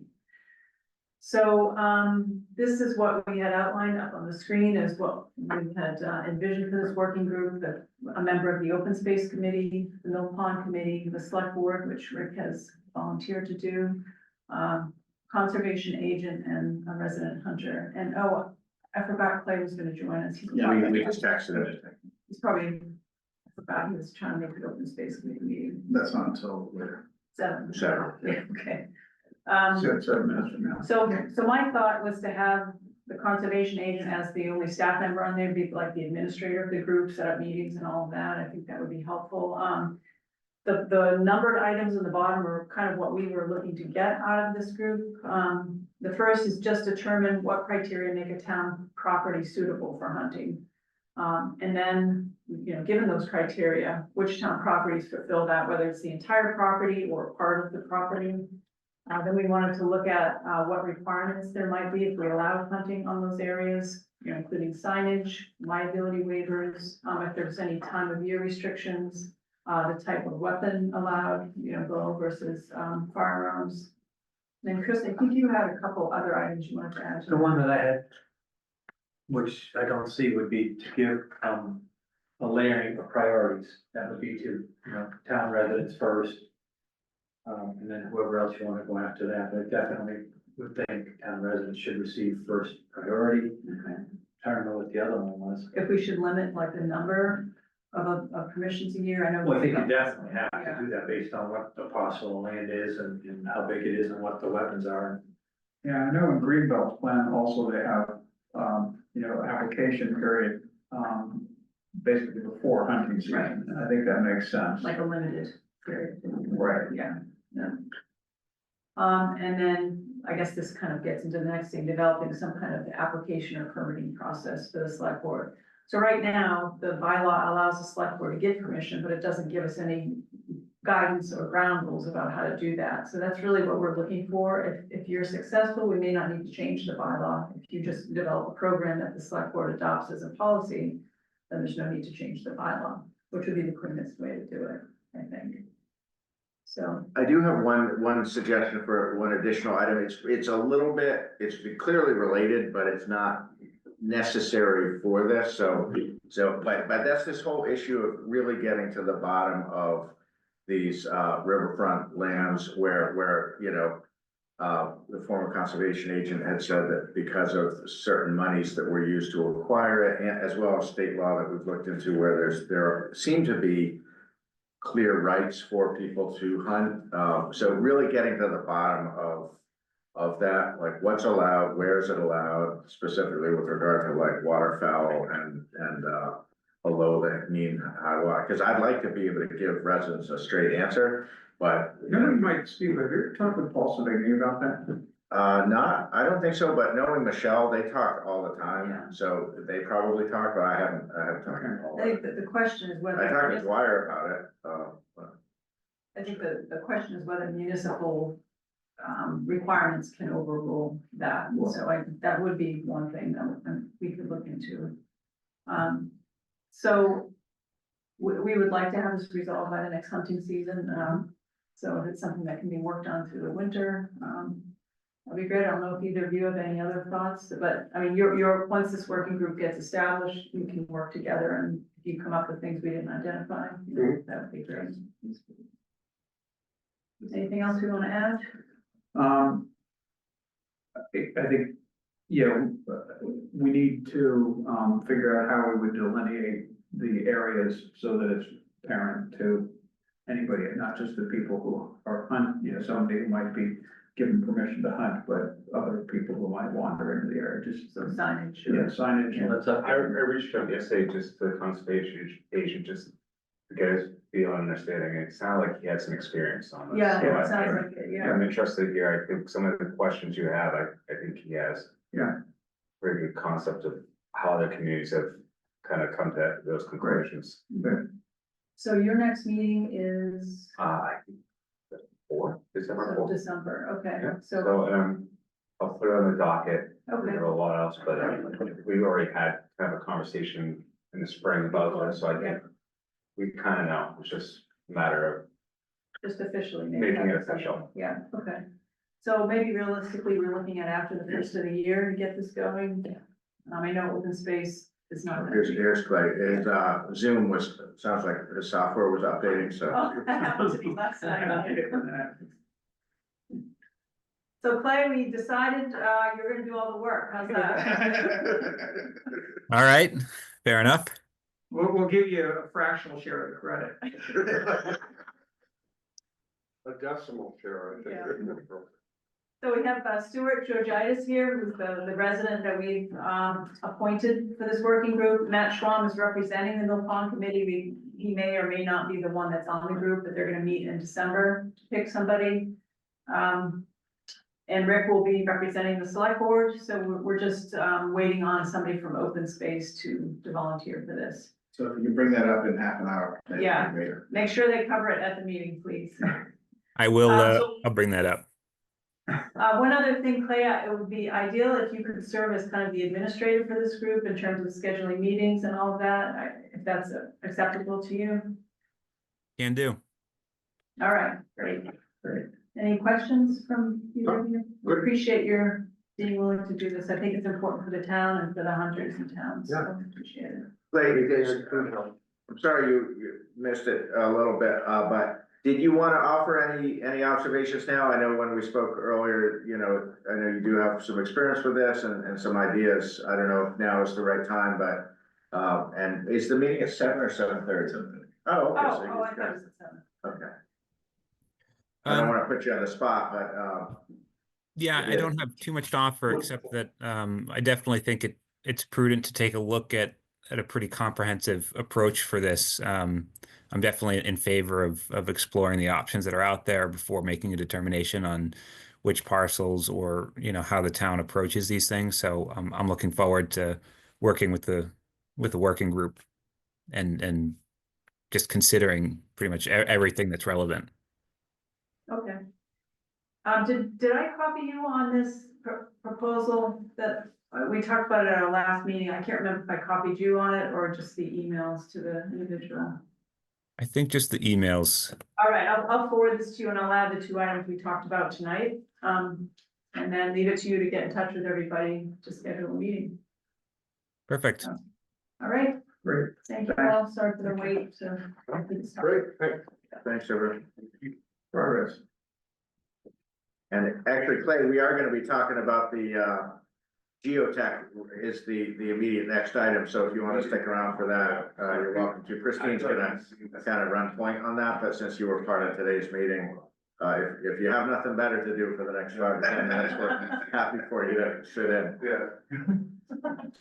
I harassed her last year. All right, Christine, did you wanna take the lead on this or? Sure. Angus, are you gonna call up the proposal? Yeah. Yeah. So while he's doing that, so we received a proposal for geotechnical testing. So that would be a couple of deep borings in River Road for the culvert project with DER near 25 River Road. So this particular task was not included in the grant from the state. So the borings were not included for the consultant to do. And Ty and Bond is the consultant that was selected by DER.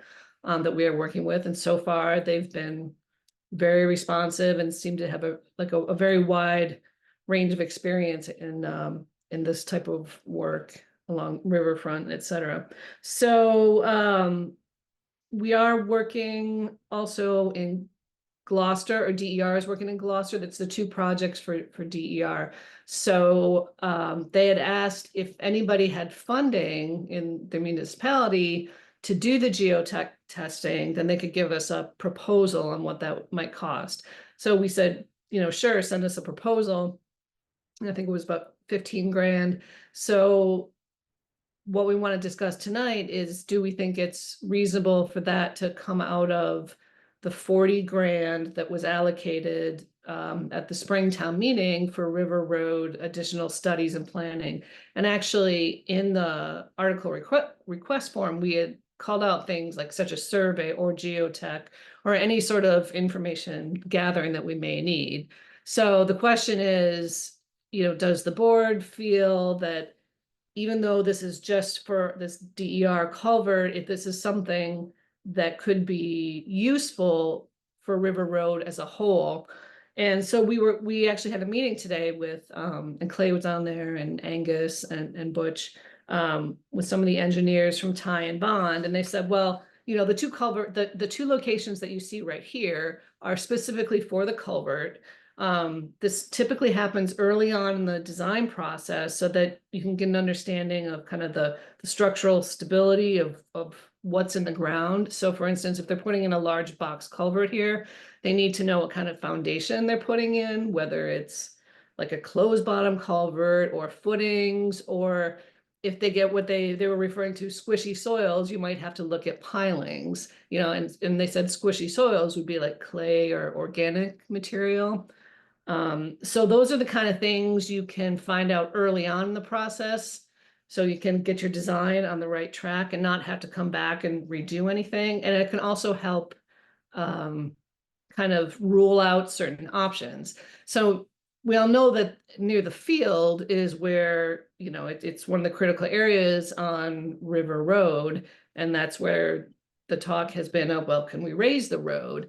And what they're saying is, yeah, if you're looking to, change the vertical alignment, raise a road, you definitely would want to do borings, because that's going to have additional weight that would be, required to do that. So although this isn't right where they would be raising the road, it does give an idea in the general vicinity of what they may find out there. So this would be the first subsurface kind of investigation that we would have on River Road. So at that, that's kind of where we're at. I think, I don't want to speak for the other staff necessarily, but we all kind of agreed this makes sense to do now if indeed it makes sense to take the funding from the River Road money that was allocated in the spring. So I don't know if Angus, you want to follow up with anything? I had sent a quick note to the board via email this afternoon after that meeting, just letting them know I had been a little bit, like I don't understand geotech, and I asked the guy at the beginning of the meeting to really explain it to me like I'm in fourth grade. I thought he did a really nice job, and based on how he described it, I'm like, yeah, actually that sounds like it would be really helpful and something that if we didn't do sooner, we would have to do later. So if we have the funding and it's kind of, I keep this, I think third time tonight I've used the word opportunistic. It was the DER, it's their team, just as Christine described. They said we have this capability of, we invited a proposal, so we kind of jumped at the opportunity to understand what it would cost now that we have the proposal. I did go into the meeting today a little skeptical as to whether this is really timely. And I also asked, like, does this presuppose an outcome that we're even necessarily going to do anything here? But it sounds like something even, it doesn't presuppose anything about raising roads or building causeways. It's really for this culvert, and that they're going to need to do this at some stage of the design. And if they have the data earlier in the process, it's going to help them understand how the culvert needs to be designed. So I did come out of today's meeting feeling very comfortable that this would be a smart step to take. What, do you know what the balance of the 40,000 is? I do, but not off the top of my head. I had it at town meeting. It was we 7. signed, Oh, go ahead. no, go ahead, Christine. Well, I know, I want to say we've spent maybe 15.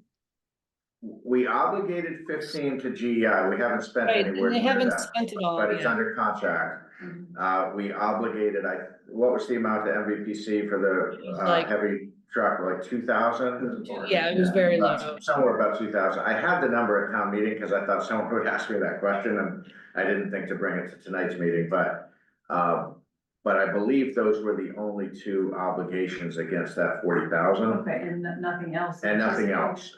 Yeah, never say never, but no, nothing that's on our radar, to be ready for a spring, grant application. Yeah, Well, and it it seems- still would leave a little money in there too, so.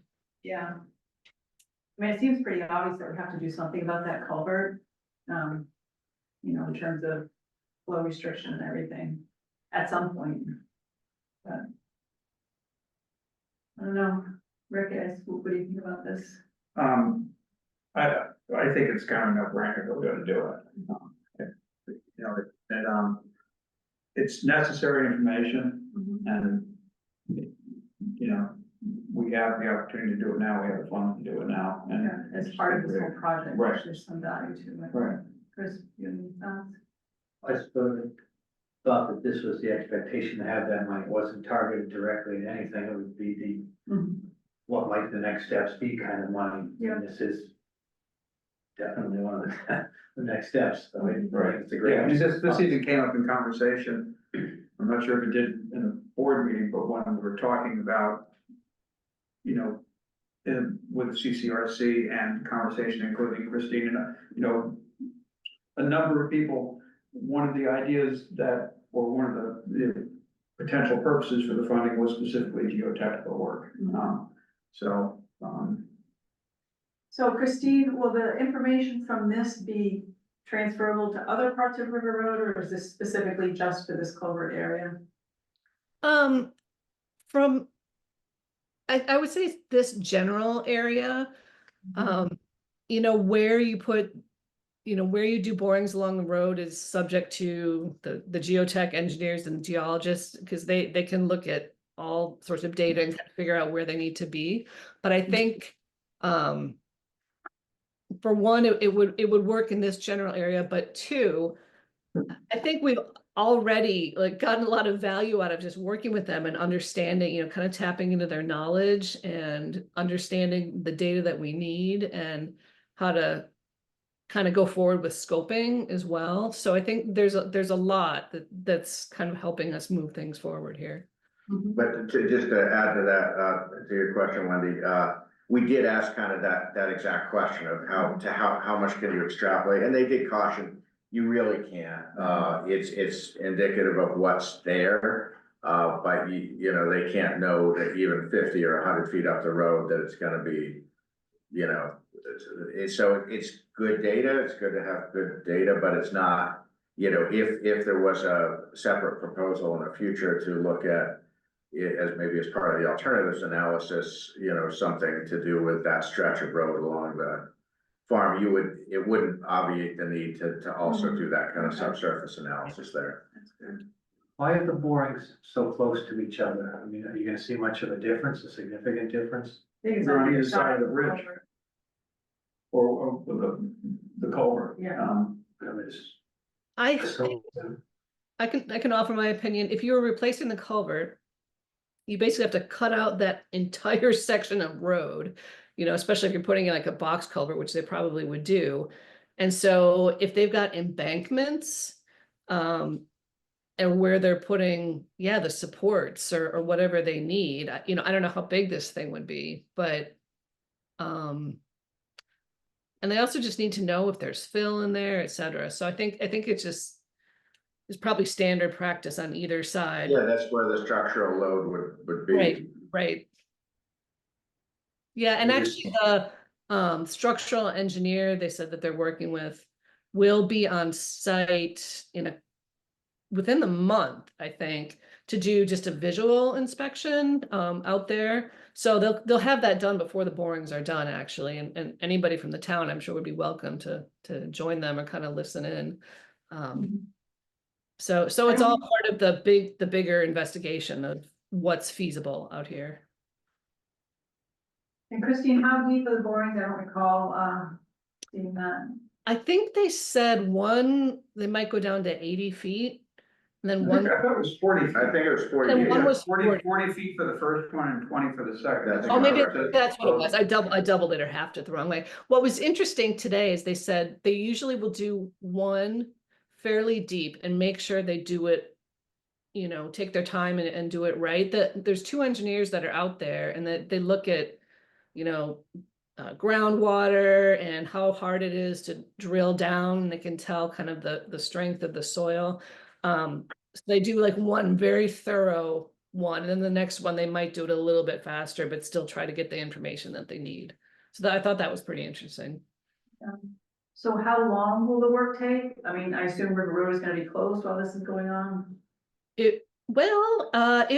It's just one day. They would have the rig out there for one day, probably a full day, but then they have to also take the data back and get it tested and analyze it and whatnot. But I don't know if they would have to close the whole road or if it would be half the road. Okay.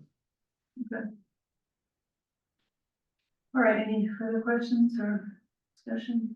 Do we need to make a motion or? If not? Well, you saw my email. This is something we can talk about at a different time, but this whole phenomenon of some articles, it's not Yeah. crystal clear who has the authority. And this was one where obviously it's a very high profile project. You're the roadway commissioners. I certainly didn't want to get ahead of you and sign a contract and later have the board say, oh, we shouldn't have done that. So I brought it to you. I think maybe for future town meeting articles, unless it's like already clear, right? Like the example I used in my email to Christine of trees, obviously under the tree warden, but something like this, I think it's probably, maybe we build it into the motion, said funds, to be expended under the authority of blank, whether that's a department head or whether that's a board or commissioner or committee. That way the town accountant and I know exactly where that decision-making rests, because it's, we all work together and it usually all works fine, but it's those times when maybe something comes up where maybe, Jim thinks it's his authority, I think it's mine, we come to blows, we don't want to see that come. Jim doesn't want to see that. I might not want.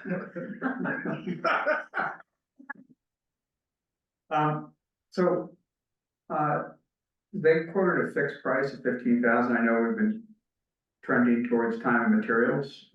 Should that be? With time and material? Yeah, I would have no problem going back to them. They did say that, it's about 5,000 a day, to have a drill rig. Yeah. So it's probably gonna be, but yeah, we. I think this is a little, I think the time and materials, especially for consulting, when it's all like tabletop stuff, but I don't see any harm if you think that.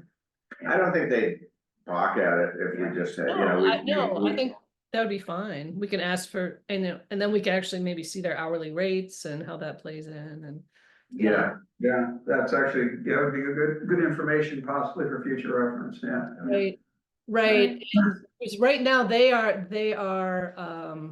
contracted with the state, not with us. So this would be the first time we would be contracting, I think, with them, right, Angus? We wouldn't go. that's correct. Yeah, we don't have any prior business relationship with them. All right, so you don't need to vote, right? No, if you're amenable, I'm comfortable to go ahead and, we make that change on the time and materials with not to exceed, and then, you sign the contract and get them going. I think it's great. All right. Thank you, Christine, for Thank really you. jumping on this. Been Yeah, very no helpful. problem. No problem. All right, have a good night. Thanks, Clay. See you, Clay. All right. Next item, is on the MBTA Communities Initiative. So Angus and I met with Katrina, Ray, and Brian a couple weeks ago now, I guess.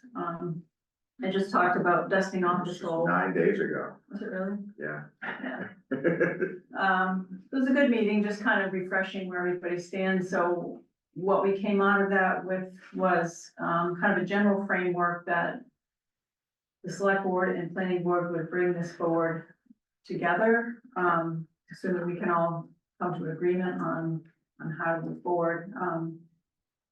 And the planning board and this board were tasked with, as a group, deciding whether we thought both properties should come forward for consideration or one should be chosen, or neither. I mean, I guess that's an option, but the planning board discussed it at their meeting on Tuesday night, which I listened in on.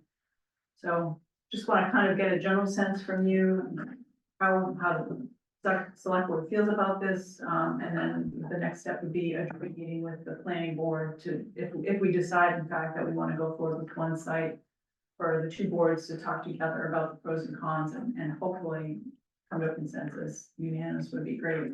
Because I think if there's any dissension among the two boards, then residents who aren't in favor will pick up on that. Right. So, And we did vote it last time. They did. right, We have not. right. And I feel like we were not made part of the process. We were allowed to go to their meetings, but we weren't really active. And I which think wasn't is- quite sure. I thought of it at the end of the whole day, so Mhm. kind of like you get it back up to speed on it. Yeah. My next, excuse me, next question is, I thought it was the planning board that had the direction to pick one of both Oneida. Is that gonna be part of our discussion? That's what we want to talk about tonight. I mean, that's what each board needs to kind of come to terms. I think where the planning board is headed is that they think we should pick one. I mean, Ray kind of floated the idea of letting the town decide which one to pick, but yeah, that's everyone else has said that. It's just a recipe for disaster, so.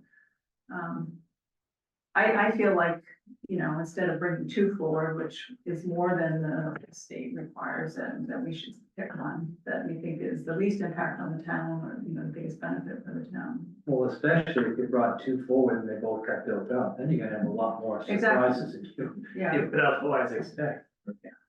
My understanding was from the previous discussion, I thought the select board, I think they even had a meeting posted, they were gonna vote one of the two properties, Mhm. and they postponed it, so. Yeah, they decided to back off because a lot of the objection was, well, you know, we don't know that the state's gonna force us to do it, and so they decided to wait for the Milton case, but. Yeah, we weren't part of that discussion, I remember that. Right. As far as picking one of the other parcels, they sort of walked on that, and are they looking? I'm not sure how. I don't have the knowledge at this point to have a preference of one over the other, because we haven't been part of the process. So it's kind of like a blind best guess. So can we just discuss whether we are in favor of picking one site and bringing that to the town to vote on? Picking no sites or picking both? I mean, if we can make a decision on that, then we can schedule a meeting with the planning board and we can be educated about the pros and cons if we're not. Yeah, I think we should pick a site. Yeah, pick one, That presumes you endorse the zoning concept in the first place, right? That's fair, so. Yeah, I think we're gonna be stuck with it via the state, I don't like it, but I don't. Kind of stuck. yeah. I mean, I feel like, you know, we're elected officials, I feel a responsibility to carry out the direction of the state on this. There've been a lot of communities, who, I know, but even if they're elected officials, the voters have then chosen not to. Right, that's the problem. yeah, but I feel like as an elected body, I feel like it's our responsibility to do what the state, you know, has told us is a requirement. Yeah, and, you know, we each have our own feelings about what's appropriate and what's not. You know, some of us may be supportive of, you know, the principle, Mhm. and some may not. You know, I think we need housing, we need to figure out, and we don't seem to be able to get our arms wrapped around it under our own drive. This is not affordable housing, that's the No, problem. it's not just affordable, we need housing. This is, well, hard to say what it's gonna be. At least there's the opportunity here for it to be something other than, you know, than $1 million Well, plus. so this is the interesting thing, even so, say we selected the NAP property, the developer still you know, he could still develop it with 4 properties. Right. You know, I mean, 4 houses, so Right. it doesn't mean that they have to develop a, you know, dense multi-family house. Person would, because there's gonna be more revenue there. Maybe, I mean, if you have to build in, there is an affordability component, so say 10%. Whatever. So Chris, it sounds like Rick, you're on board with this one. Chris, are you? I gotta get back up to speed on the whole thing, and it's a lot. Again, I think you're correct. The select board was left out of the process and given a little flash of what it all entails. Mhm.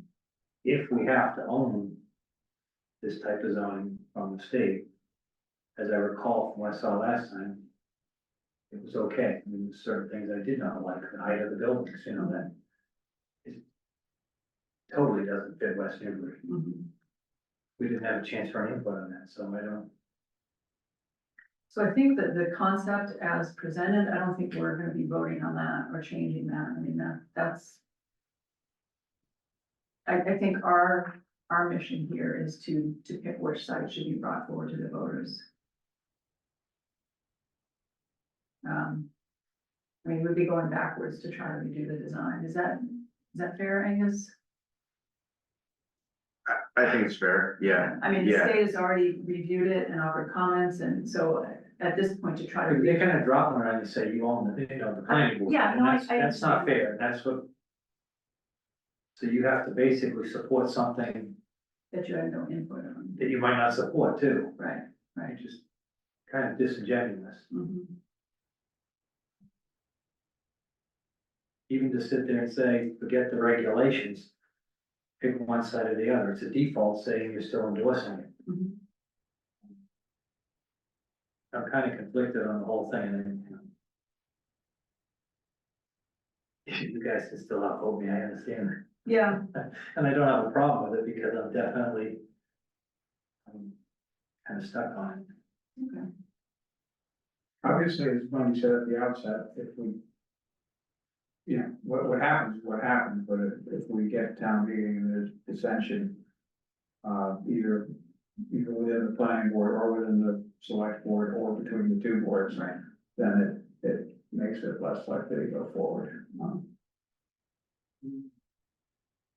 So, I'm not sure what the sense of the town is on this anyways, I mean, what I hear out on the street is not very supportive, but, I think a lot of it was driven by abutters to these 2 properties. I mean, oh, sure, that's always yeah, the there were case. very few people that weren't abutters at those public Right. meetings, you know, which is, But you get into a town meeting and a half dozen of others stir it up, it doesn't go well, then you're stuck again. yeah. Um, So by picking one property, we're having the objections to it because we had abutters of both properties complaining before, so.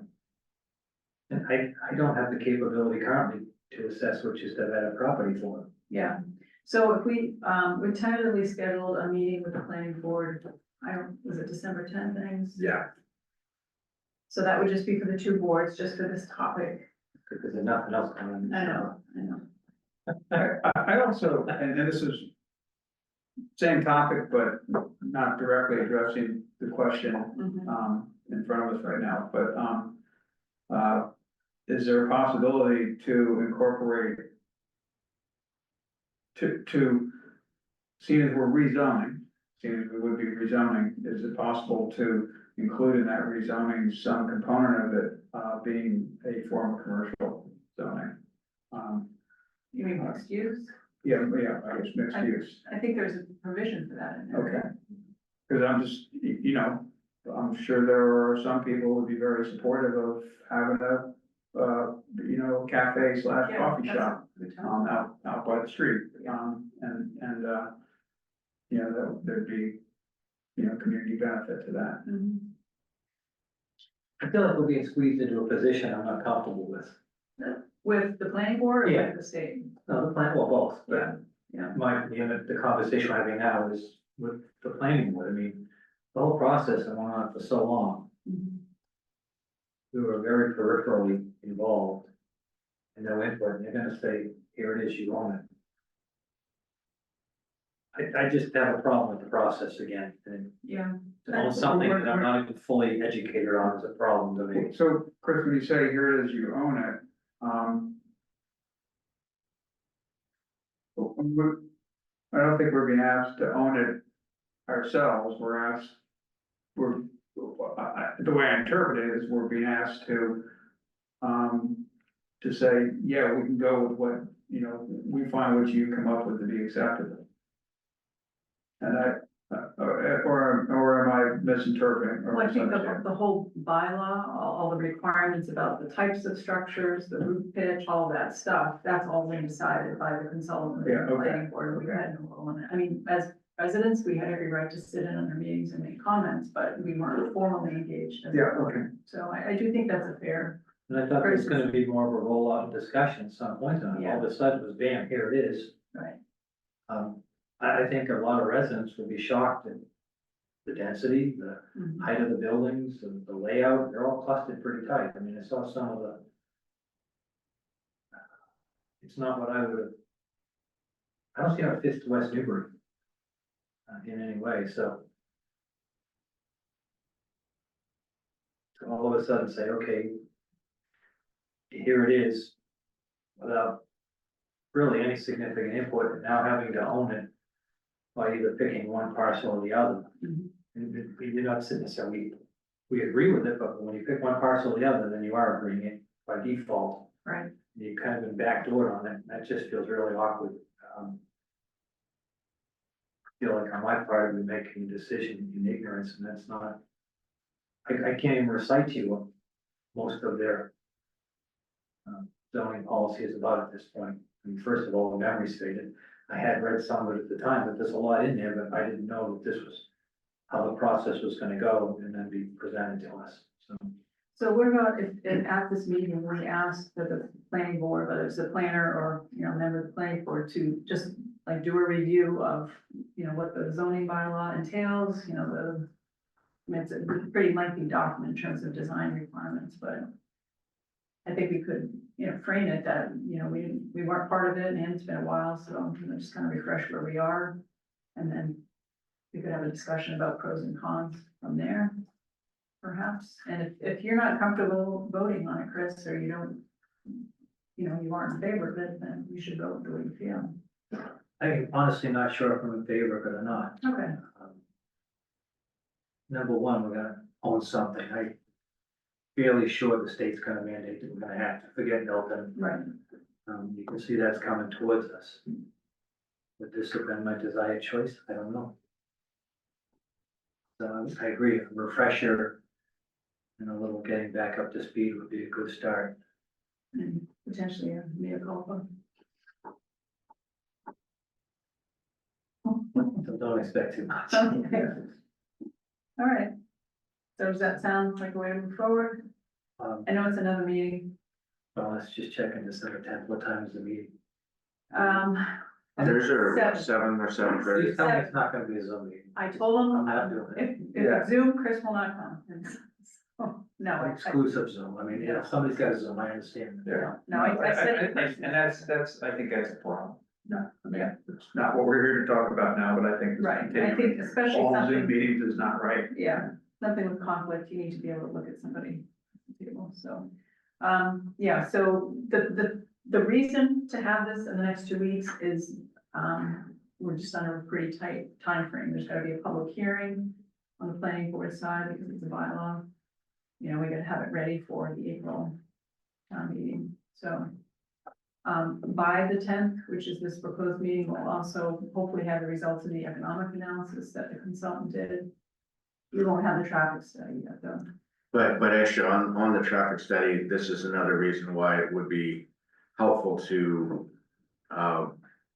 either pick one or the other, is right now the draft scope of work that the planner and I have been working on for engaging a traffic consultant for a traffic impact study is written to study this site and that site, which is gonna cost us twice as much. And there's just, if that's not in fact what we're gonna bring forward, or the town's gonna bring forward, it makes sense to just pick a site, have the traffic impact study for that site.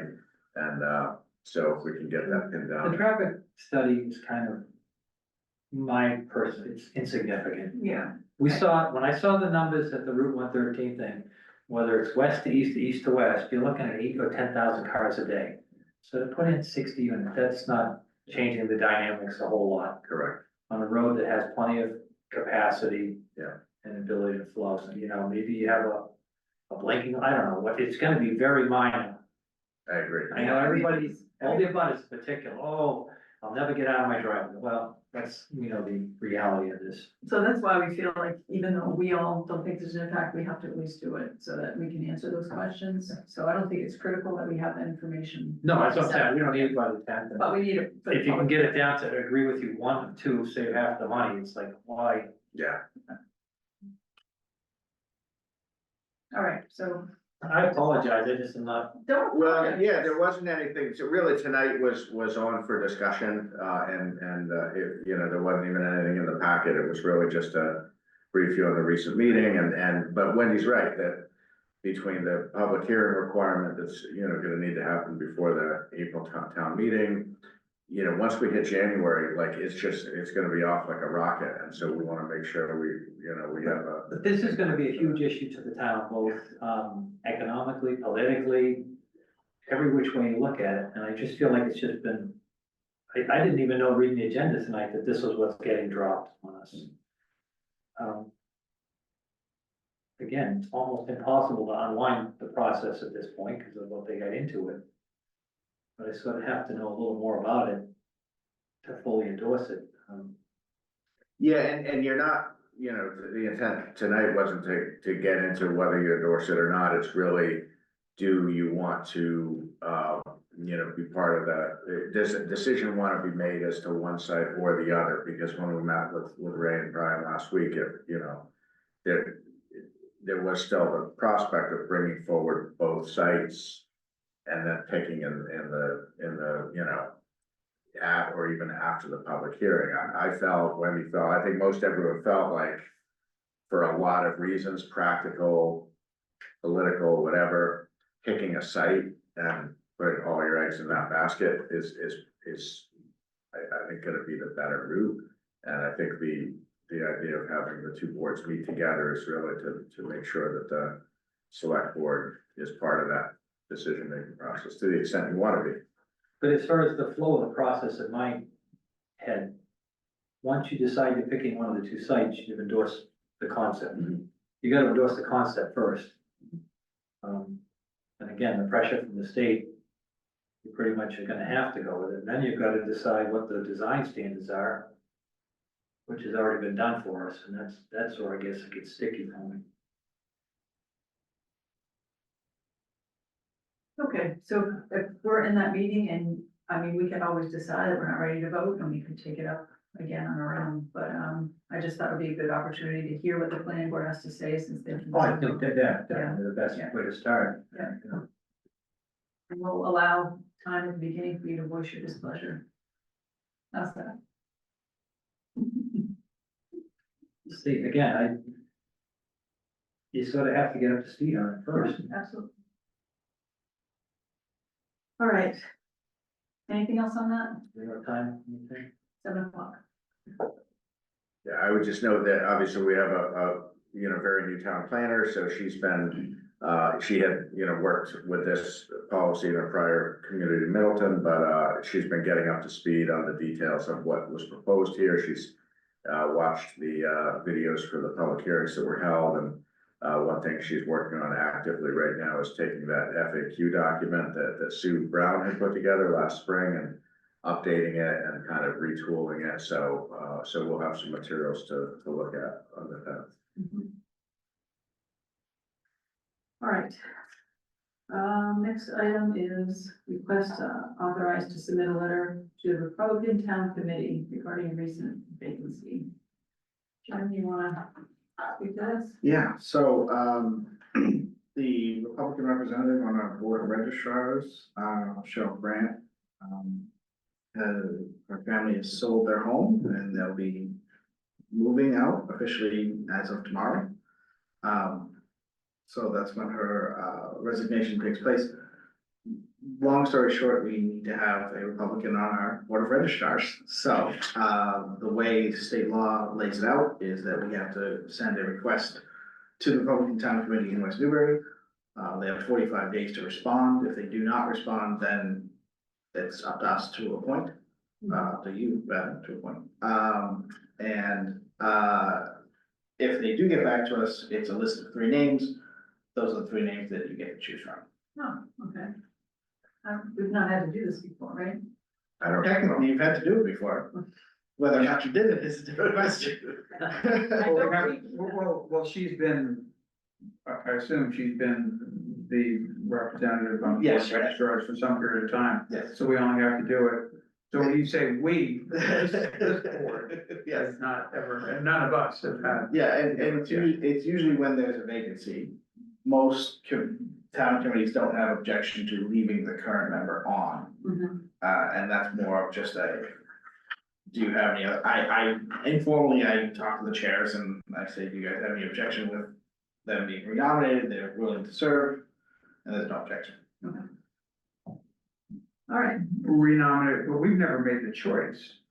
I mean, Well, for example, Posey Gator yeah, has been the Democratic representative since, I believe, early 2000s. right. Yeah, but it isn't an annual event. Every year we appoint, Oh, it's a 3-year term, every year we reappoint Huh, okay. city member. I guess that gets, has been hidden, not purposefully, but in the volume of. It other- literally has just Yeah. been, it's, Yeah. no one's ever objected to Yeah, the yeah, current okay. members. Right. And I think Cheryl was put on when Mike was, she's the newest member, Yeah, and when Mike was town clerk, she was put on. okay. So it's been a while. All right, so you need a vote from us to authorize or just a read? Authorizing me to send a letter, Okay. Okay. and now how do you guys sign it, and then. I move to authorize the town clerk, James Blatchford, to. What other town clerk? James. To send a letter to the, town Republican committee, asking for 3 nominees to, as the Republican member of the town board of registrars. Second. All in favor? Aye. Got that, James? Thank you. Yeah, so I'll send it out, I have to send it off certified mail. So I'll Okay. send that out tomorrow, maybe you'll sign it tonight. All right. Next item is minutes, February 22nd. And we approve the minutes. February 22nd, October. October 22nd, yeah, I know what that date was, Second, October. You're all good? yeah, did you leave something in there? He's. No, good. I was short, it was short, so I thought. Yeah, no, that's Yeah, fine. yeah, no, it was short, so it was easy. All right, to read. all in favor? Aye. Aye. Right, October 24th, Yeah, one thing I did miss on the review, first page, last line, talks about Phillips on River Road. Phillips is actually Yeah. Coffin Street. yeah, I got that as well. On item C, Brian Richard, we still have head of buildings and grounds, if you could get his title right, it'd be great. The building plans. It's. Facilities manager. Item C, B, where it says Parker had been working for years on getting the designation. It actually said, Jennings said that Parker had been working. Wait a minute, where? I'm on the You beat the department updates. October 24th, Okay, C, department updates. yeah, I had a question about that as well. Yeah, because, I appreciate the credit. But perhaps It it's sounds not. like a knocking on the governor's door. It's like- I think I might have said I've mentioned it to people over the years or something like that. Okay, all right. Working day and night. On the next page, on item E. This is for the well drilling. It's not correct to say that they requested that they be allowed to install wells. Right. I would just say they proposed to drill 4 wells, 4 test Yeah, wells. so, yeah. 4, first one. Yeah, just they proposed rather than requesting. What number was that again? Or, okay, so in item D, just a minor thing, second line says submittal in early in November. So you can remove one of those ends, either submitted in early November or submitted early in November, but not in early in November. You just cover all the bases then. Anything else on that page? Next page, under item C, general discussion items. And if you take a look at that sentence, I don't know if that's accurate, that the town planner provided you with observations about how to improve our boards. Which page are we on? Sorry, on page 4 of 5, which is page 107. Which, Let's see.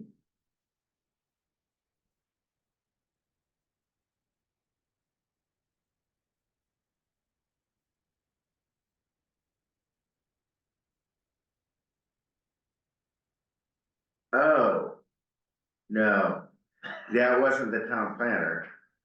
That was the Land and Building Services Administrator. And I think that could be probably written, Not so broad. yeah. You want to try to figure that out now, or?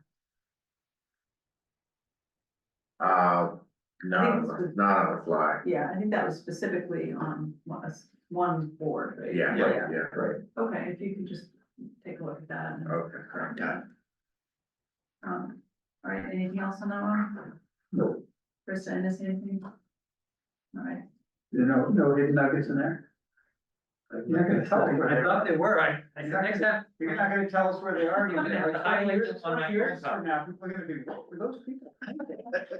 all right, motion, Yeah, I move that we, accept the October 24th, minutes as modified. all in favor?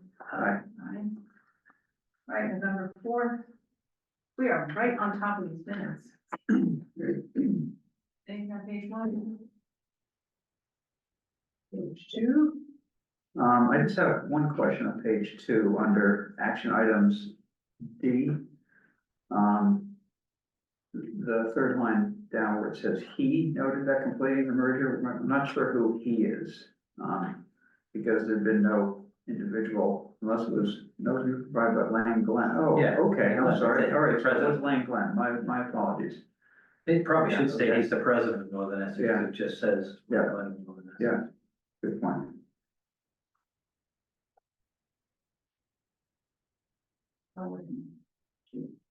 I'm toggling between 2 different versions of this. What do you know, 2 versions of minutes? I had one that I did on one computer and one on the other. So on item A, how many of your updates? This is page 1, sorry, go back. The third line. It said Reed stressed the need to bring in all parties tangentially related. I don't think I said that. My concern there was make sure Park and Rec was part of it from the beginning rather than just, so, let's see. If you could just say, stress the need for Parks and Rec to be involved in the process from the beginning stage or something like that. On item B, Angus, it said that the only remaining signature needed is town councils, is that correct?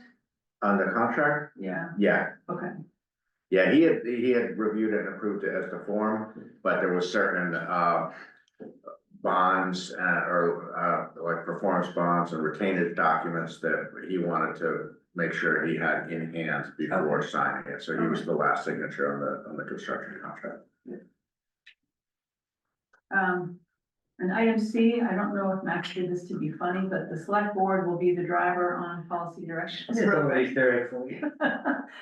nothing wrong with that, but I just got a chuckle out of it. Where? I think that can stand now. What's that? That can stand. Yeah, I think it's fine, just What, I don't know. item C, it said the select board will be the driver on policy direction as roadway commissioners, which I thought is, the language is fine, but it's just got a chuckle out of it, so that's good. So that's how Max writes, he Yeah. tries to make sure you're entertained by your reading. Wow, I don't want to be too entertaining. Just gonna read in there, so you're gonna. All right, the top of the next page, there's another buildings and grounds reference under CB. On item D, the meeting with the River Road, was that actually the CCRC? Where are we now? Item DA, the River Road resident meeting, was that actually a CCRC meeting or, It's supposed to be a neighborhood meeting. yeah, Yeah. Well, yeah, I guess it was organized originally by the CCRC, but it was not a CCRC meeting, correct? Organized by CCRC. Right. Yeah. Yeah. Yeah. and then in that first sentence, just, it says road residents turn for to. So there's just an extra word in there. Turned out for maybe, or turned out to.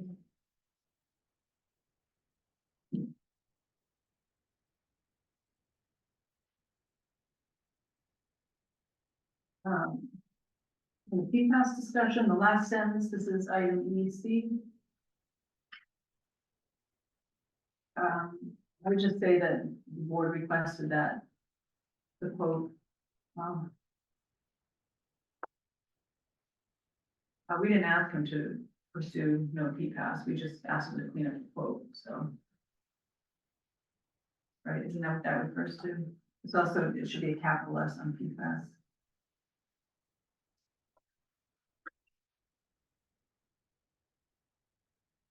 In the last sentence of DA, there's a double negative. While Parker expressed a disappointment that not more River Road residents were not in attendance, so strike the first not. Yeah, so we were, so that means, yeah, they cancel out, so we were disappointed that more were in attendance. So are you clear on that, Jim? I would just say, reviewing the fire department's request for new equipment, the board requested that the quote be clarified to reflect PFAS-free fire equipment. Is that reasonable? Yep. All right. And the next item, down at the bottom under D, it said that a new RA be drawn up. I'm not sure what that. Regional agreement. Okay, so maybe just spell that out.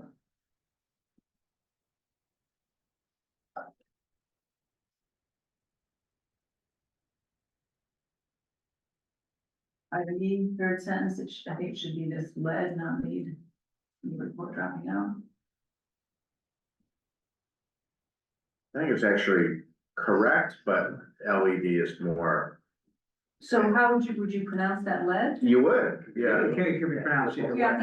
Yeah, I think it, correct. I prefer the shorter version, Okay. but. All right. Save it on ink. I hate the English language. Yeah. So the top of the next page, Says he who also speaks Spanish, so. I would like to strike the second phrase. Reed also spoke with Paul Savigny, who opined that it was part of being a good neighbor. That's fine. I would just put a period and not put the rest of that there because he really did not want to make that statement in public meetings, so I don't want to have it in minutes. Is that all right with you two? After good neighbor. Okay.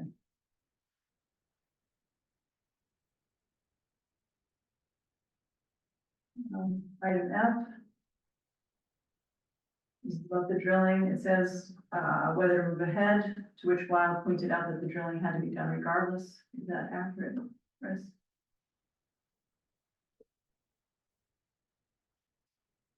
Yeah.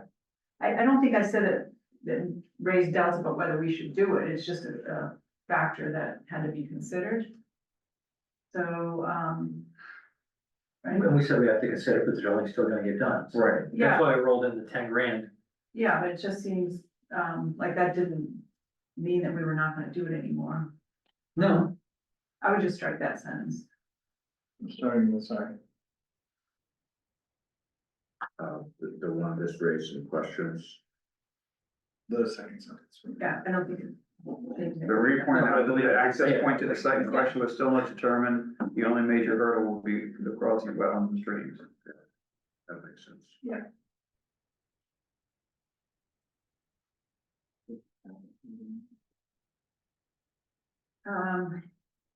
The next sentence, enhanced drilling, that's, let's see. I would just say the board considered the water department's request to drill deeper. Or, consider Jack Dugan's request, he's not representing the board. And it was decided that if the Board of Water Commissioners wanted to do additional work, that they should authorize that money. They weren't gonna solicit a vote directly from Western. We're just gonna get back to us. Right. Right. I did suggest they could request a quote. Did you? Yeah. While they're on site doing the original drilling, they could request a quote. But then just not have it be part of our. Yeah. Okay. It was more cost effective if they were going to do it rather than bringing everything in again later. Okay, so then just maybe not say it was decided that the board. Suggested. Yeah, suggested that, Department could. well, I would say the Board of Water Commissioners. Yeah.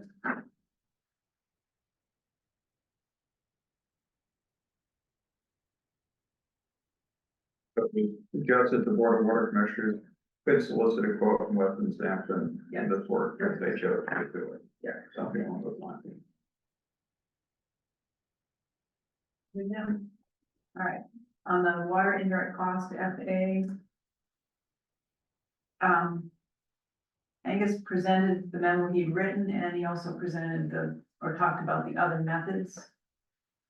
So I wouldn't say that the select board felt there should be a better way. That sounds like we thought his method was not good. The board definitely said it wanted to We wanted to look at the. look at Right. all the acceptable Right, I just options. don't want it to appear that we are faulting your Yeah. method, we want to do. Yeah. The board agreed there should be a better method of accounting for indirect. No, I don't think somebody said, yeah, I don't think somebody suggested there was a better method. No. We thought we ought to look at the other. Yeah, there's a number of acceptable ways to do it. Actually, on the town manager's suggestion, we thought we should look at it, so. Yeah.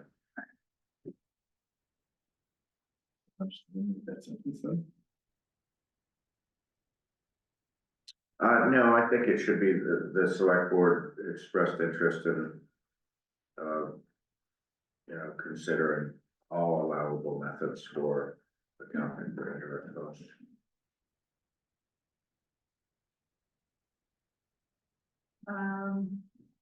Your C, the hunting bylaw group. It says we received the town manager's endorsement for such a configuration. I'm not sure that is accurate. No.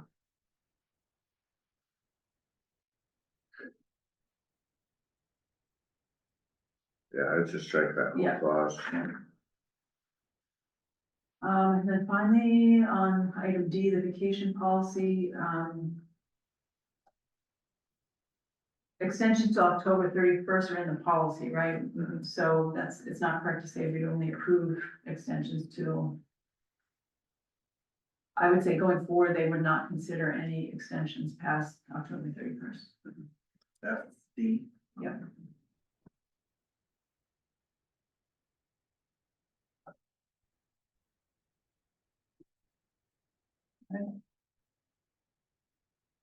Motion to approve. Actually, I have a quick question, this is a table point here, under, general discussion item C, where it reads, read outline the composition of the working group, open parentheses, suggesting various committee members, a select board representative, and Rick Parker, a hunter, and others. Does that mean that I'm a hunter? Or does that mean a hunter? Select board rep. Yeah, Maybe use semicolons instead of commas. Yeah. Not that I have a problem with being a hunter, I just. and actually, instead of various committee members, I would just say a member of the Mill Pond Committee, a member of the Open Space Committee, because that was prescribed. Right, Just list out. Yeah. Yeah. Yeah. C. C. All right. Did you make a motion, Chris? Make a motion to the minutes of November 4th at 1:05. Second. All in favor? Get regional one. Never over. Are we getting closer? I think so. I think, you know, what you have in front of you, there's, you know, this obviously, yeah, just to Either take in or, order, yeah. that this issue of the elementary schools, that's gonna be, you know, Do we wanna discuss that, or do we wanna hold on that? What do you guys think? I think you throw it out there and see how they respond. What was I think it's great that the three of you from each of the town versus the previous group, because that was just non-functioning. What do Rebecca and Carol think on that?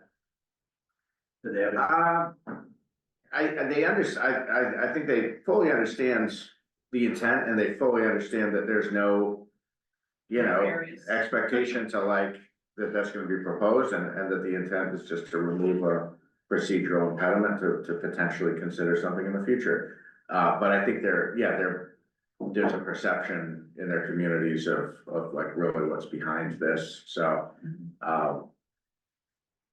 you know, I agree with, you know, Wendy, what you said, just put it on the table for discussion, but if it's a hot button issue, like, Yeah, that's not. I don't think we let the whole thing die based on that. yeah. Anything else in here that either of you wanna discuss before we? again, it was like minor things, the 10 grand to 20 grand, the dates of the year when things, that's all just makes work, life easier for you guys. It's my expectation. And tries to take some things that I think have worked pretty well in the last cycle or two, and just kind of memorializes that that's how we'll do them.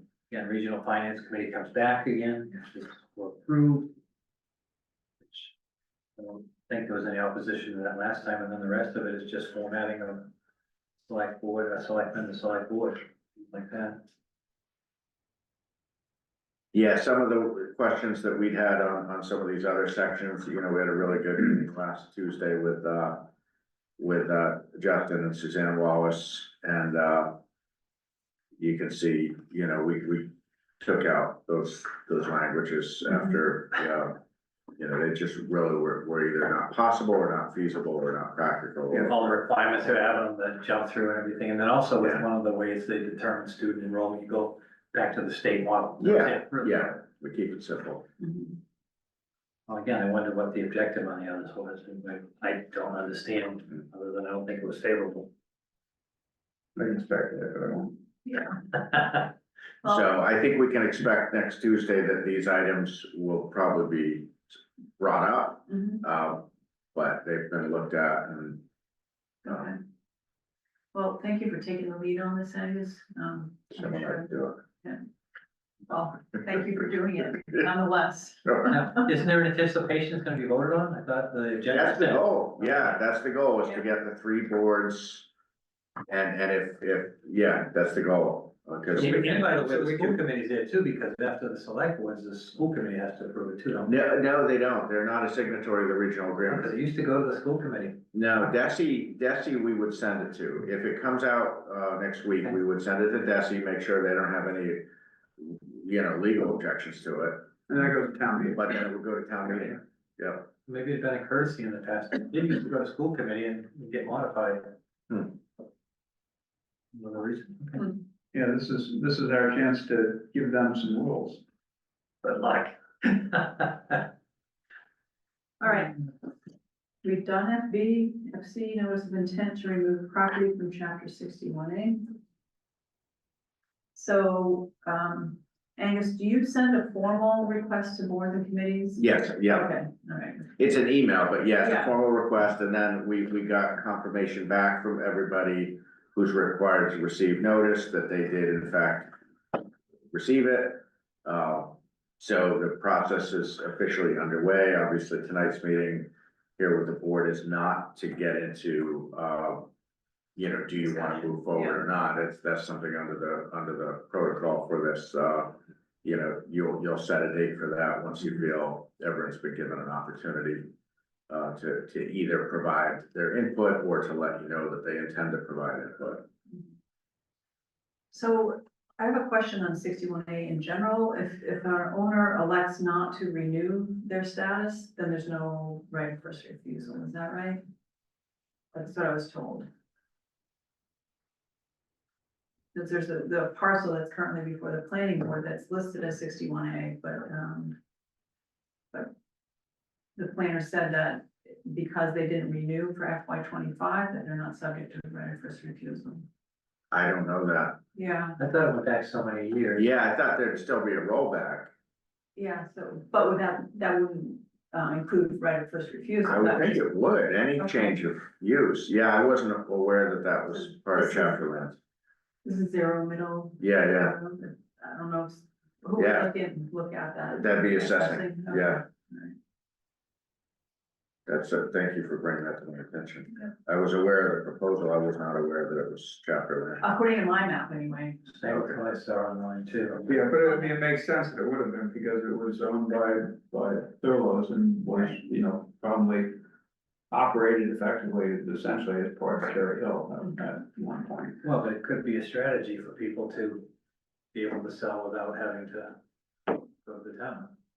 Pretty brilliant strategy if it is, if it works. Another question on 61As. This property that we're talking about, it's got a number that's fairly significant. Does that get verified at the end of the process, close the loop, make sure everything, You mean verified that it's an arm's length transaction and that it's a that it sells for legitimate? that price and that the conditions within that get recorded the same as such? So part of what town council reviews is that it's a bona fide purchase and sale agreement.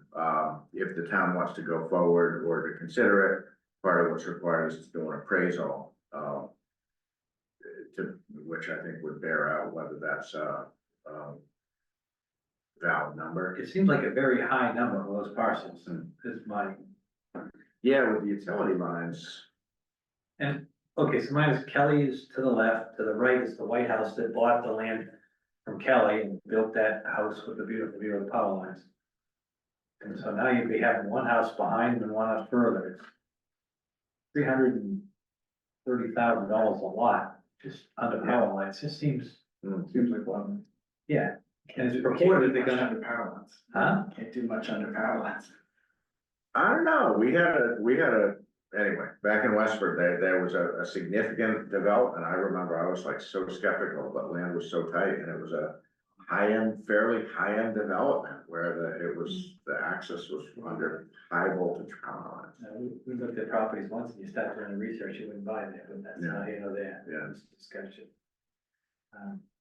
Anyways, I just, you know, if that's a number to scare off the town, oh, we can't afford 660 grand, you walk away and find out later on that it transacted at a different number, what recourse is there?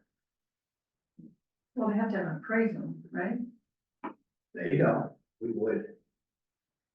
I would think you have to at least match the offer that's on the table too, right? That's what I thought it Yes. was. Yeah, Yes. yeah. So if the appraisal comes in at 300,000? It gets odd. Also, it's also, they mentioned in the, that there'll be realtors fees paid to, Stone Ridge. It doesn't say what the fees would be, but again, I think that would get factored into, and this is not just specific to this property. Right. Others that might come along. That's gonna get factored into the economic equation as to the rollback taxes. What do you, If somebody buys that property. Yeah. And it comes out of the 61, they don't have to pay back 3 years of back taxes to the town. There's a yeah, fund. 3 or 5, I thought, Whatever the number is, if you do it, when the town does it, you don't have to pay yourself back. I mean, that can be structured into the deal too. Mhm. And again, I'm not, this parcel's not. the yeah, one. but that isn't part of the basis that we, you know, that the town would have to use in the value of the property. No, but the realtor's fee, I think, would be. It doesn't even state what the fee is. The owner would not get compensated by the town for a realtor's fee. I would think. So if it's 5% of 660,000, that's 33 grand. That the buyer is going to be compensating a realtor on. Yeah, I mean, I Just don't know the question. answer to that, but I'm assuming there've been multiple thousands of transactions in the state. And that if that were the case, we would know about it. I don't think if we're gonna be getting involved in any of these, we should. Yeah, All right. So we have that to look forward to. Well, This one's pretty innocuous. I'm just trying to No, prepare for any I others think that it's may good come because along. you know, we do this infrequently enough that some of the details. Yeah, definitely. Every time it comes up, Yeah, it's it's like like you the gotta whole- relearn, and those are good questions you've asked, and I don't, have the answer, for, you know, top of mind, so I can, we can get, you know. It was years ago in town, there was one that, it was, the town took it, I think, I can't remember, it was Craven. And there was some way to pacify the owner with the rollback on the taxes that factored into the equation, that's all, vaguely recall it. All right, item D, proposed draft lower Artichoke Reservoir watershed-based plan. So were you thinking we would discuss this tonight, Angus, or just it's on there? just- No, really, I wanted to, you know, just to have it on the agenda that it had been received, obviously, since, you know, I think it was actually after this agenda was posted, it was later that afternoon that we got this Yeah. notice of the, meeting Newbury Port is hosting on, Monday, December 2nd. I will be in attendance. I haven't committed anyone else. It's up to you if you want to attend or not. I do know that this has been circulated to among, you know, probably among others, obviously Water Commission, Planning Board, Concom, Board of Health, Open Space Committee, probably others.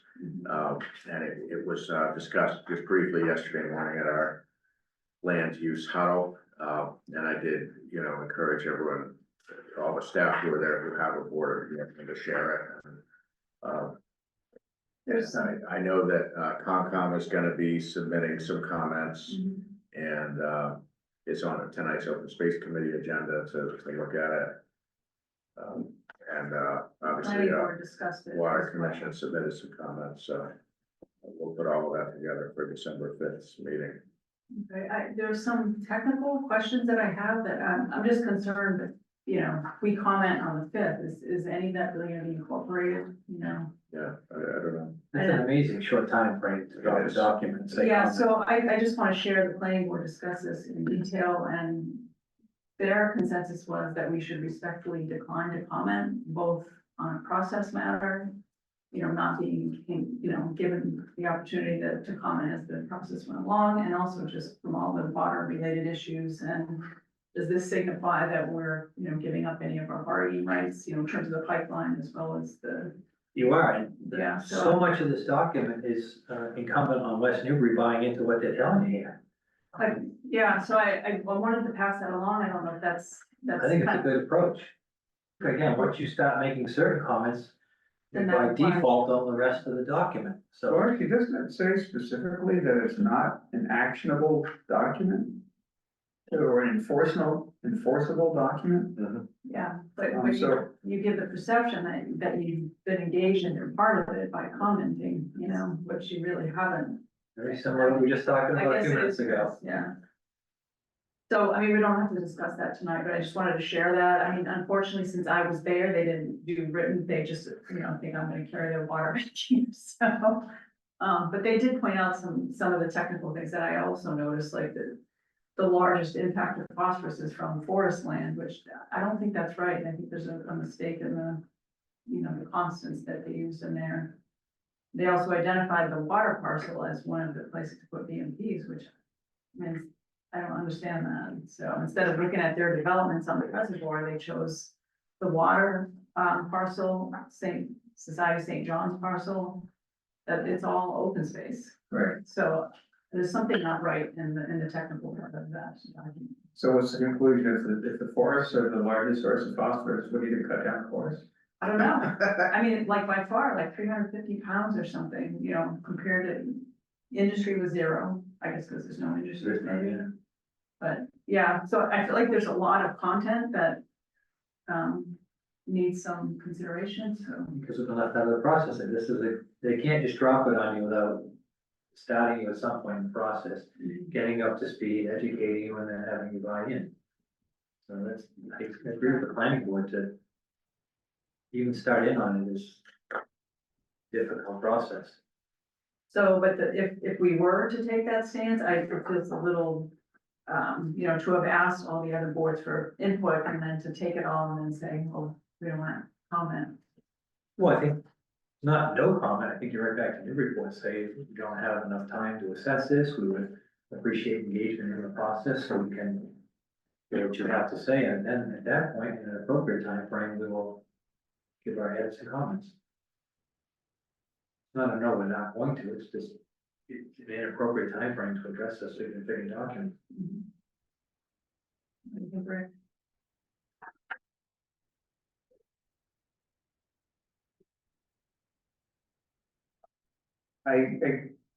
You know, I haven't, I've gotten 10% of the way through it. Okay. But, you know, and I just, in general, I think if there are things that we think are inaccurate, then it makes sense to go on record that we think we're inaccurate. I think we could also, in the same, you know, the same breath, say, in fact, in front of saying that we think things are inaccurate, we should say that we should not just, we would appreciate, but we should be involved in this because what you're doing is addressing land that is within the, you know, the town lines of West Newbury, not within the town lines of Newburyport, that you should consult with West Newbury. Yeah. Well, I expect a lot of West Newbury out of this document, you Yeah. know, regulations and homeowner impact and things like Yeah. that, so. Once you make a few say you find 3 things you find really wrong, you say, oh, this is not correct, the forest and the phosphorus. They then presume that everything else is okay, and they address those 3 things, you won't the rest of the document. That becomes dangerous. I don't, yeah, okay, that's fine. I mean, I don't interpret things that way, but, Okay, so I mean, maybe a blended approach of getting everybody's input and then having that be in our response up front. And then- yeah, but I think in terms of, you know, us, of the town of West Newbury involved in the discussion up front, that we should be direct, you know, we should be very much to the point. Yeah. That, you know, that's a prerequisite for us, you know, finding this to be an acceptable plan. Is we need to be part of the discussion early, you know, the town needs to be part of the discussion early on. Yeah. You know, from the outset. And That's what I'm saying, I think you make them back up and re-engage. I guess, do you know what the schedule situation is that's driving this deadline? Is it external or? I think it is their interest in applying for a 319 non-point source pollution grant and wanting to have, you know, a plan to allow it to be eligible. One thing that's not been totally clear to me, but I'll tell you what I infer. It seems like Woodard and Curran was the consultant to help prepare this, but yet now MVPC is involved. I've been able to glean a little bit. It seems like MVPC has been brought in very recently, maybe just in the last 2 months, 2 to 3 months or something, to help basically get it over the finish line. So I don't think they're gonna be the ones on like technical questions. I think it's gonna be Woodard and Curran, and I don't know what their I don't know how long this has been kind of sitting, how long they've had this draft sitting on the shelf until there's been this kind of last minute push to try to do some semblance of outreach engagement, but it's very late, very late in the process. Yeah. They do, you know, when I first saw this come in, I did Google, or just went on the city website, and there is an existing watershed-based plan from 4 or 5 years ago that I didn't read closely, but at a glance seems not too dissimilar from this, and I don't even know that we were ever made aware of that, and it's not a binding, yeah, I certainly didn't remember. no, I think periodically, probably every. Yeah, I think it's something they just They kind of do in come to the us and ask us to agree with the plan. I mean, when I was on the planning board, I think, Chris, you were probably on at the same time.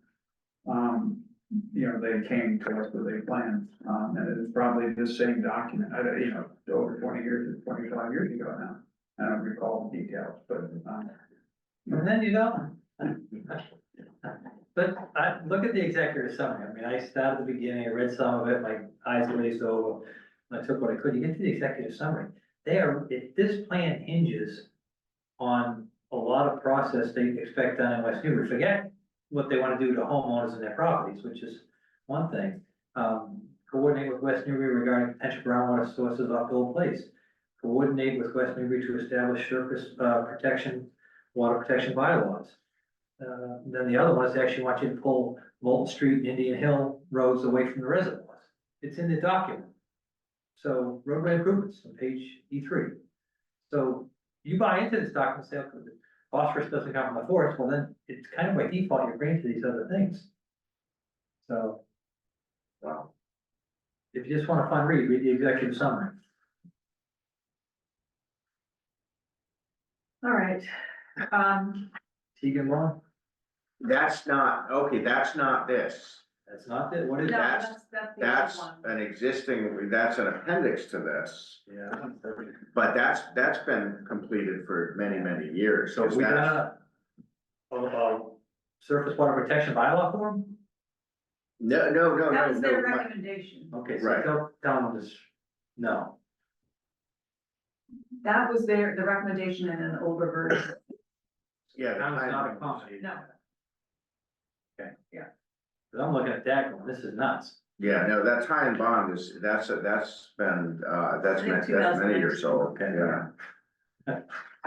So, we did receive, or the Board of Water Commissioners sent their comments to the select board email address, and Angus and I talked about whether to just send those along, but I would prefer to wait and have everybody's comments together, especially if we're prefacing it with that kind of statement. So I just want to make sure you're both in agreement with that. Okay. So I don't know if that will come up at our water meeting on Monday, if they are expecting the comments to go right away, but. I think- And, nothing prevents them from sending their comments directly, but in terms of this board, compiling and maybe putting together, consolidated. Word comments. letter. Yeah, but, I do know that this, email here notifying people of the December 2nd meeting was sent direct to various stakeholders, and I gave them those email addresses because I didn't want to be put in the middle of sending out that invitation, which could make it seem like it's our meeting. Yeah. So I did tell them, send your invite to whomever directly, so that opens that line of communication, so if water commission or whomever else wants to send them their comments directly, that's Yeah. their prerogative, so, Yeah. Will this be a topic that we talk Yes. about? Okay. yeah, for Monday, yeah. There's no opportunity for delay in the deadline on this? I talked with them I think I talked with, was it Hannah Mogensen at VPC, and, she was really emphasizing, using living document that even once they submit it, they can revise it at any time, so that's what they're saying. I do think they are kind of hell bent on getting it submitted to DEP this calendar year because of the grant, I believe because of the grant eligibility. But that doesn't mean they couldn't revise it in January, February, but we all know once they pass it off, certain inertia sets in. Right. Everybody wipes their brow and moves on. But the inertia is different if West Newbury doesn't buy into it, Yeah, then it's just their perception of it. So yeah, that's- and I also think, knowing that their target audience to submit this thing is the DEP, whatever comments this board assembles can be copied to DEP, so that there's no doubt that they're made aware of the concerns that we have regarding process, timeliness, as well as any content issues. Okay. All right, correspondence, name change of the pond near Artichoke Reservoir. Very jokes. I would say, when I first saw this, I thought it was a joke. It's deadly serious. What? A lot of paperwork, I couldn't believe all the forms. So, and just in case you haven't been out there recently, there is not a drop. I was gonna say, there's not much of a pond. Yeah. It is bone dry. Yeah. I mean, my question to Angus was, if you don't own this, why are we naming it? I mean, that's part of Greenbelt's property, or do you not own water bodies? I guess that might be the reason that they're asking us. You should take a picture of it now, right? This one. Right. What you talking about? Right. So I guess we're just waiting to hear back from the historical commission. Yeah, Angus? Okay. A lot of this is just Peggy says, you know, presumably it was this, you know, it's like, there's no real hard facts here. It's just somebody wanting to pick a name and tell some of their kids that 50 years from now, they named this place. Name this. And the other real curiosity would suggest me being me. We can no longer have a Sachem, but now we can have a native name on this. It's like, that's a huge disconnect. So, Well, actually, Yeah. you could argue just the opposite, Yeah. that you're acknowledging. right, that's why I can't believe we got rid of the Sachem name. I think that was. Yeah, but that was referencing, It's a mascot. yeah, that was a mascot. No, wait, no. All right. The name and the mascot are two different things. When I was on school committee, we eliminated the mascot. Sachem means spiritual leader. And that's respect, so why you can't have one, but now you can have this is really beyond what I understand. All right, let's just leave it at that. Right, filing in public. Here we go. Well, You tough wanna crowd. go home by 10, right? No, 9. We're shooting for 9, so let's get going here. Oh, Public hearing notices from National Grid, anything we need to discuss here? No, okay. Got a motion to adjourn, to our recess? Reset. Yeah. Move we does, good executive session. For Mass General Law, Chapter 30A, 12A, 30A, I'm sorry, 30A, 21A.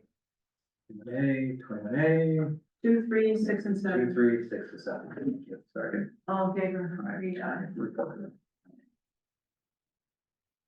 All right, and for those watching from home, the board will reconvene in open session for the sole purpose of adjournment.